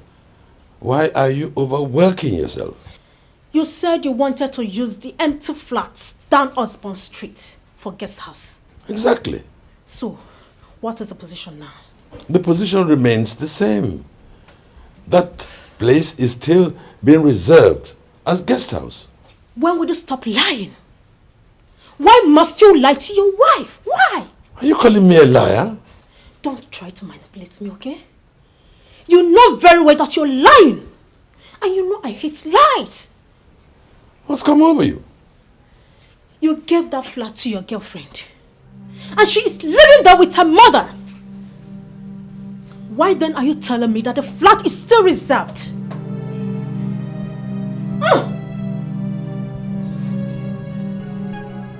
I will keep searching till I find Krista, what is the matter? Good evening, madam. Terribly sorry to barge in on you at this ungodly hour.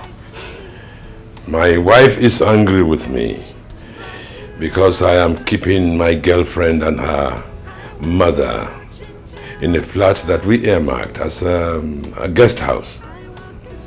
I tried to explain to her, but she wouldn't listen. So, madam, please, I would appreciate if you can tell her who you are and why you are here. Please, my fellow woman, don't be angry with your husband.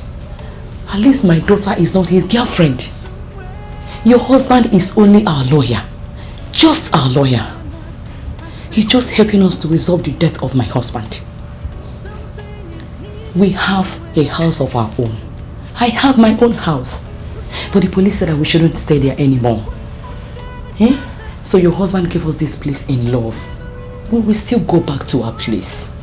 Please, my dear, try to understand him.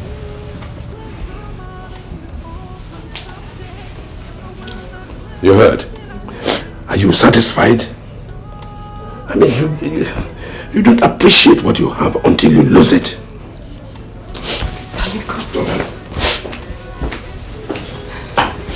Madam, I'm so sorry. I'm so sorry. I don't know what came over me. My husband explained everything to me, but I refused to believe him. Get up. I'm so sorry, okay? It's okay. You are just a woman. But please, learn how to trust your husband. Even when he is lying, and you know he is lying, don't ever tell him to his face that he is lying. It has a way it destroys marriages. How do I meet my husband again? How do I face him? You know how to face him. He is your husband. Oh my God. It's okay. Good night, okay? I will not rest until I find the truth. Well, sir, I am not going to go into unnecessary statements. I came here because I hate fraud.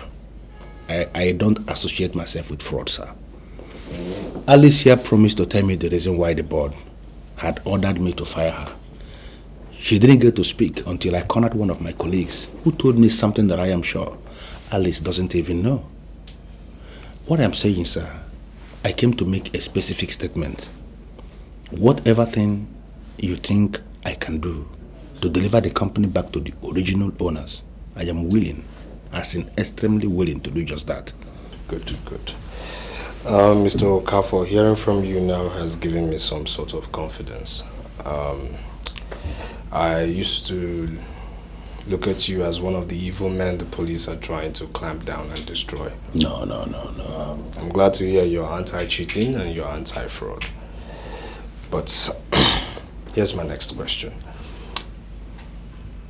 Do you have any information from your colleagues Alice doesn't know of? Of course, that's what I said. I said it already. The land upon which the headquarters of Onward Bank stands belongs to her father. He didn't sell that land to anybody. They seized the land from him. They used the Mafia to seize that land. And up to today, the bank is paying rent to the Mafia on that very property.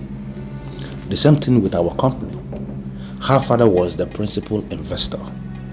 Now, every other month, we are paying rent to the Mafia because the board actually used as a Mafia to eliminate her father.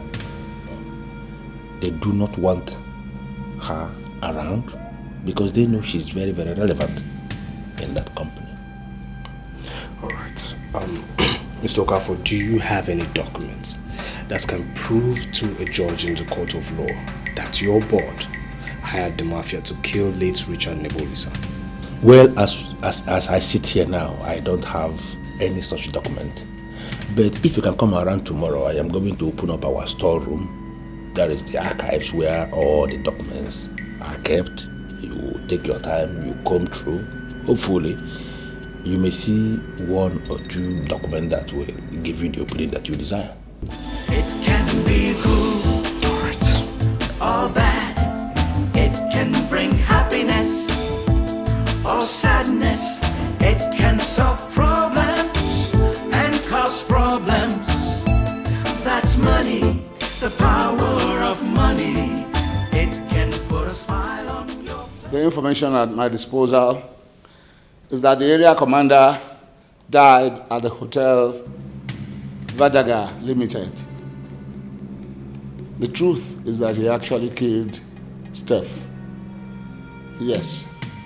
I am not here to discuss the highly compromised officer, but I'm here to tell you the information from my source.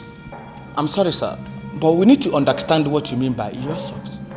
Inspector Jide has finally submitted his memo to the forces headquarters, and they're now ready to come and get us. I'm sorry, boss. You are confusing the boy, sir. You're confused? Look, an officer is arriving from Abuja today. Her name is Aisha. She's coming to partner with Inspector Jide, and their purpose is to eliminate us. She's going to arrive in Dynamic Airways at 12:05. Now, I want us to ensure that she does not reach her destination. Her destination should be this house. Abduct her and get her into this house. Do whatever you can to make sure that you bring her into this house. Am I clear? Sir, do we have your permission to kill her at the airport if it's certain that we cannot come back with her? No, you don't have my permission to kill her at the airport. Do whatever you can to make sure that you bring her here. Am I clear? Just in case you find that you may not be able to bring her here, gentlemen, commit suicide. If you find out that you cannot bring her here as I've instructed you, kill yourselves, don't come back. Am I clear? Yes, boss. Run along. It can be good or bad. It can bring happiness or sadness. It can solve. I don't understand you. You mean since you assumed office as a GM, you never searched the archives? Why would I search the archives? I have never opened up the archives. Because I have this conviction that whatever record I have in the archives should not be of benefit to me because I'm a man for the future. My mission in this company is to turn things around, and that is exactly what I am doing. Nothing to do with the archives. Well, sir, I mean, do you think the inspector can find anything in that room? Definitely he is a trained police officer, and I want to believe he knows what he wants. I've opened up the room for him and he's walking in there. Whatever thing he finds out, eventually we are going to know. But my primary concern is for justice to prevail. Oh, here he comes. Inspector. Good day, everyone. Inspector, Yes. did you find anything? Well, it would be a waste of time if I do spend any more here. I've seen what I need to see. What did you see? The agreement signed between your board of directors and the leader of the Cardinal Crusade. They even went the extra mile of also thumbprinting. There's nothing more authentic. So are you telling us that you are not going to proceed to arrest them? Well, not yet, but very soon. I'm working out a strategy to ensuring a perfect outing. Now, this is what I need you to do. Go about your businesses as usual. Keep your lips sealed. You might never tell who tried to ruin everything. No problem, Inspector. Thank you so much. You think? Make you cry. It can bring sadness.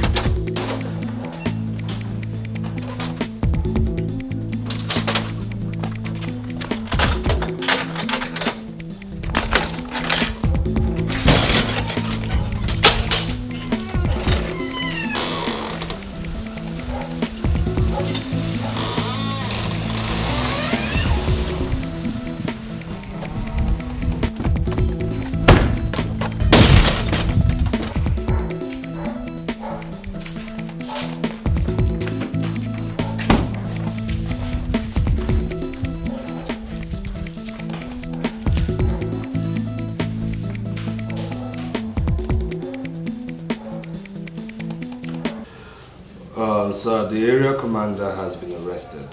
He killed someone at Vadaga Hotels and the police commissioner ordered his immediate arrest, sir.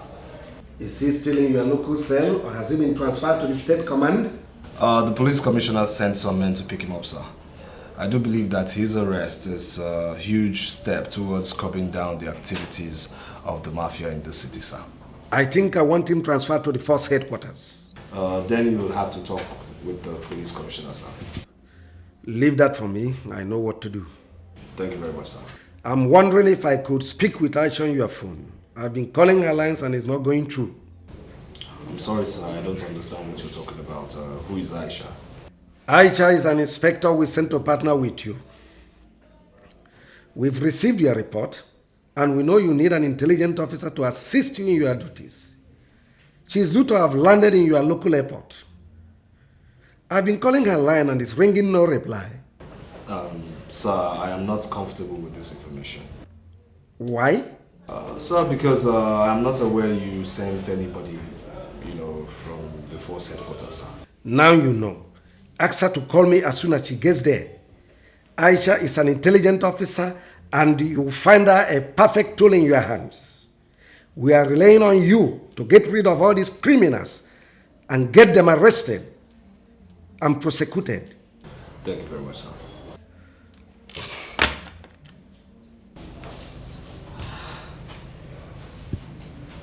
Why would you have to send someone here without telling me? So what do you want from me? They sent you to my territory and you had the guts to accept. Huh? What are your plans? Speak or get destroyed. You just let me go and you're sure of your protection because you cannot destroy me. You talk like somebody who has a backbone. Tell me what you know that I would like to know, or else I'll let my boys lose on you. I'm here by the orders of AIG Abakoba of the Force Headquarters. He is a very brutal officer. So you just let me go in peace or be destroyed in pieces. You are in my custody and you had the guts to laugh and smile. Who gave you that right? The information at my disposal is that you're an idiot. You sound like an idiot. You behave like an idiot. And now I've confirmed that you're really an idiot. Oh, I love this girl. Can't you see that? You are in my custody and you have the guts to insult me, to abuse me right before my face. Boy, look after her. Let me dream up an evil scheme for her. Alright, boss. She needs to be taught a lesson.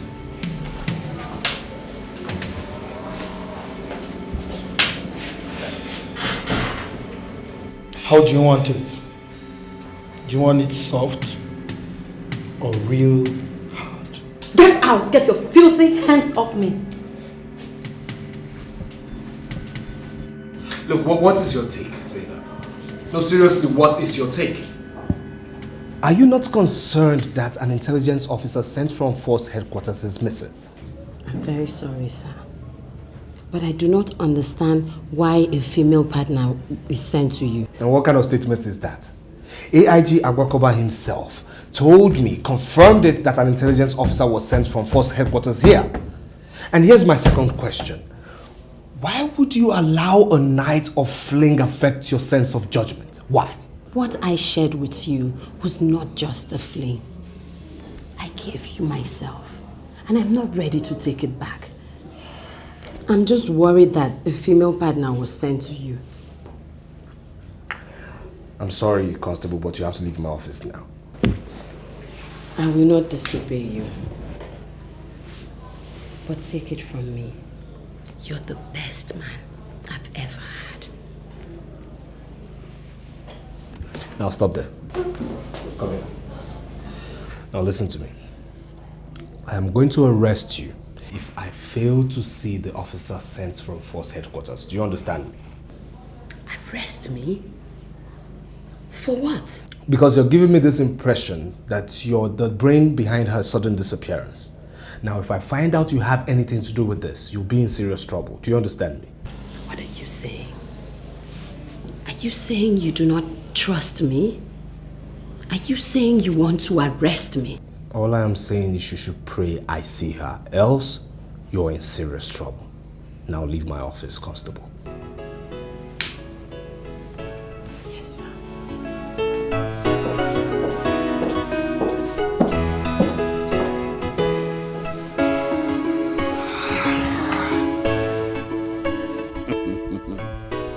I am going to destroy that inspector.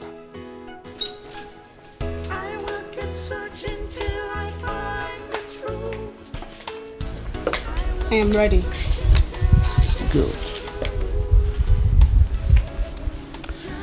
This is our ID card. From now on, you are no more Frances, the call girl. You are now Aisha Zongina, the police inspector.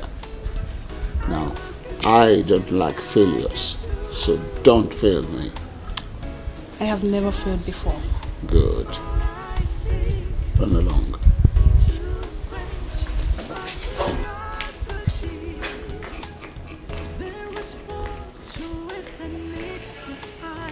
Yeah.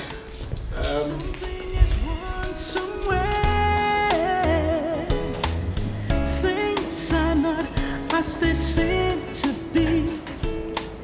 Something is hidden somewhere. You say you're Inspector Aisha from Force Headquarters. Yes. I'm your new partner. You look to me like a civilian because you don't have the flair of an officer.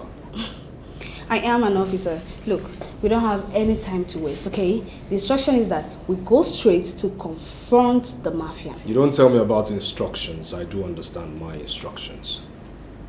Let me see your ID card. I already showed you. I want to have a closer look at it. Okay.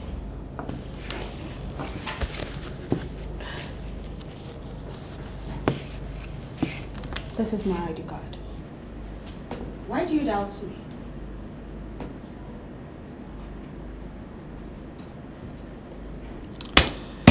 You're not the person in this ID card. Oh, I took that picture many years ago. You know, women change faster. You should know that. What police college did you go? Ikeja Police College. When? 1990. Name 5 lecturers at your police college. What kind of question is that? Who are you? Look, you're pointing a gun at a fellow officer.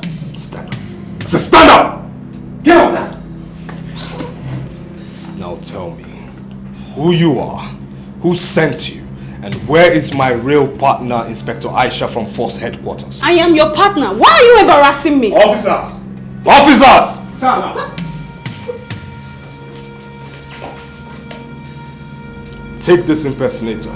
Yes, sir. And hang her upside down. Head down, legs up. Torture approved. What? Move! Move! Hold it! It's okay. Are you ready to talk now? Okay, I'll tell you. I am Frances, and I'm not a police officer.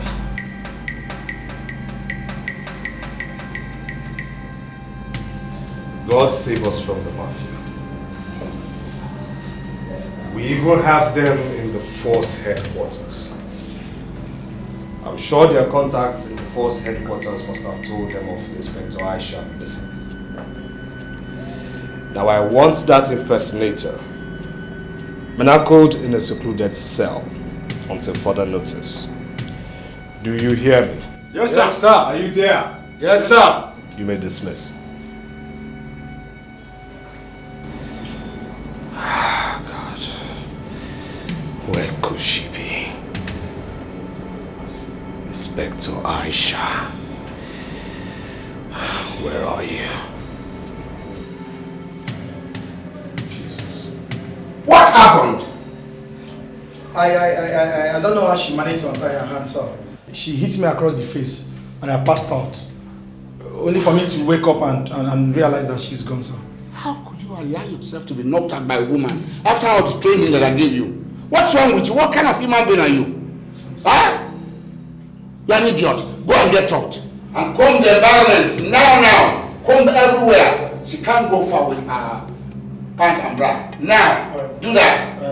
Idiot. Nonsense.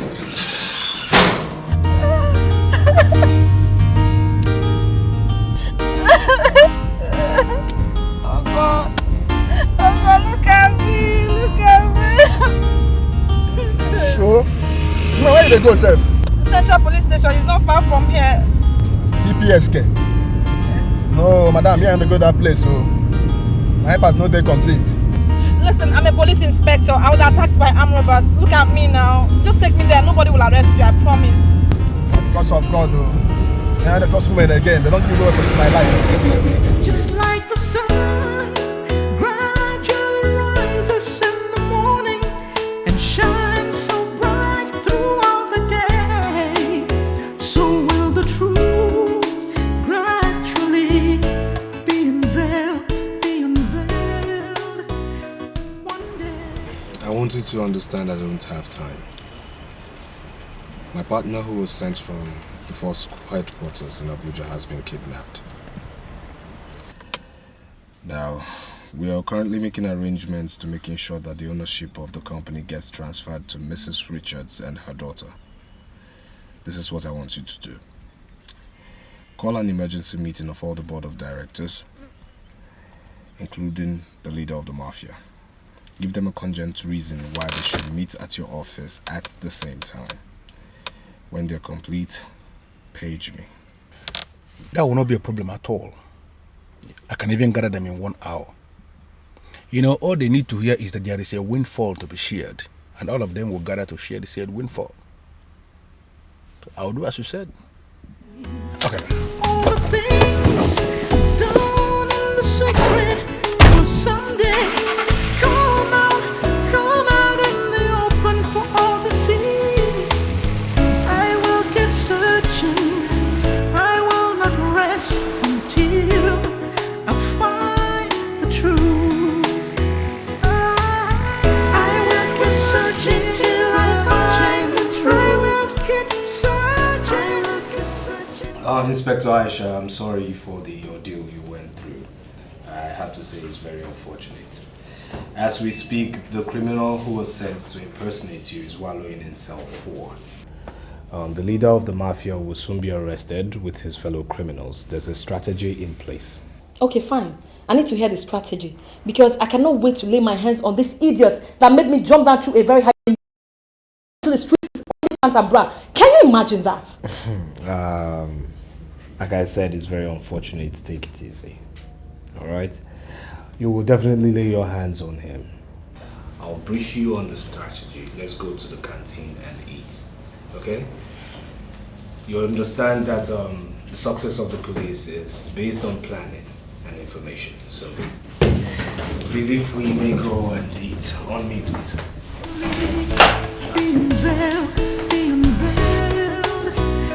One day,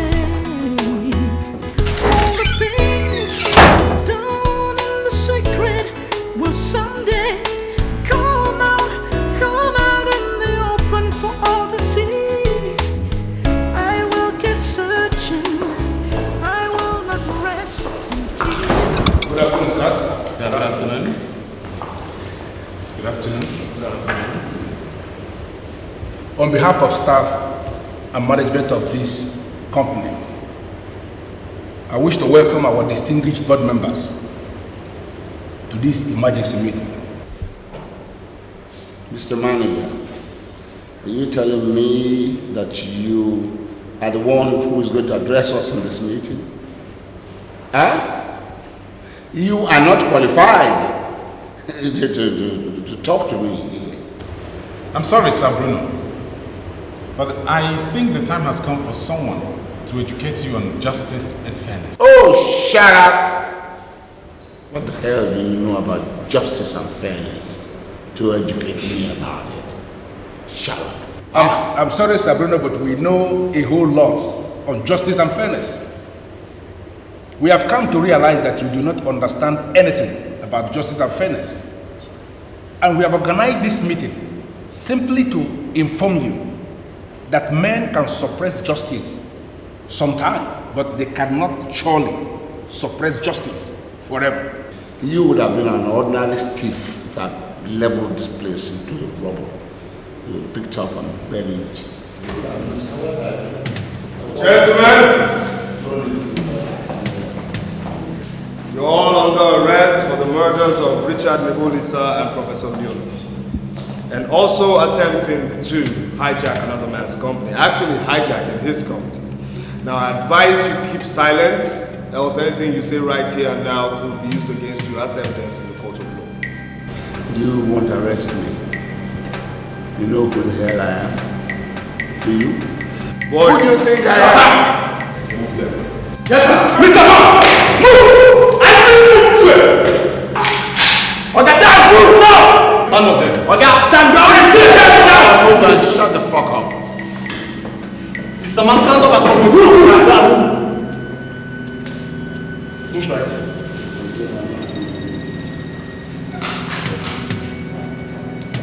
Please move. Now you know who has the ultimate power. I have the ultimate power.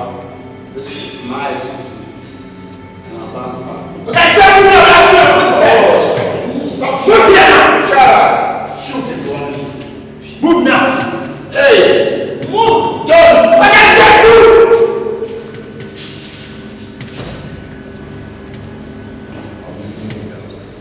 It's all yours.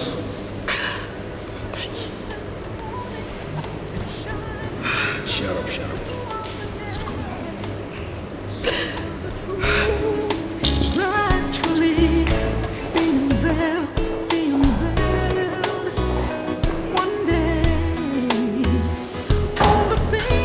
The judiciary has always been and still is the last hope of the common man. All the necessary documents have been secured, and A&D, by the order of a competent judge, is now your company.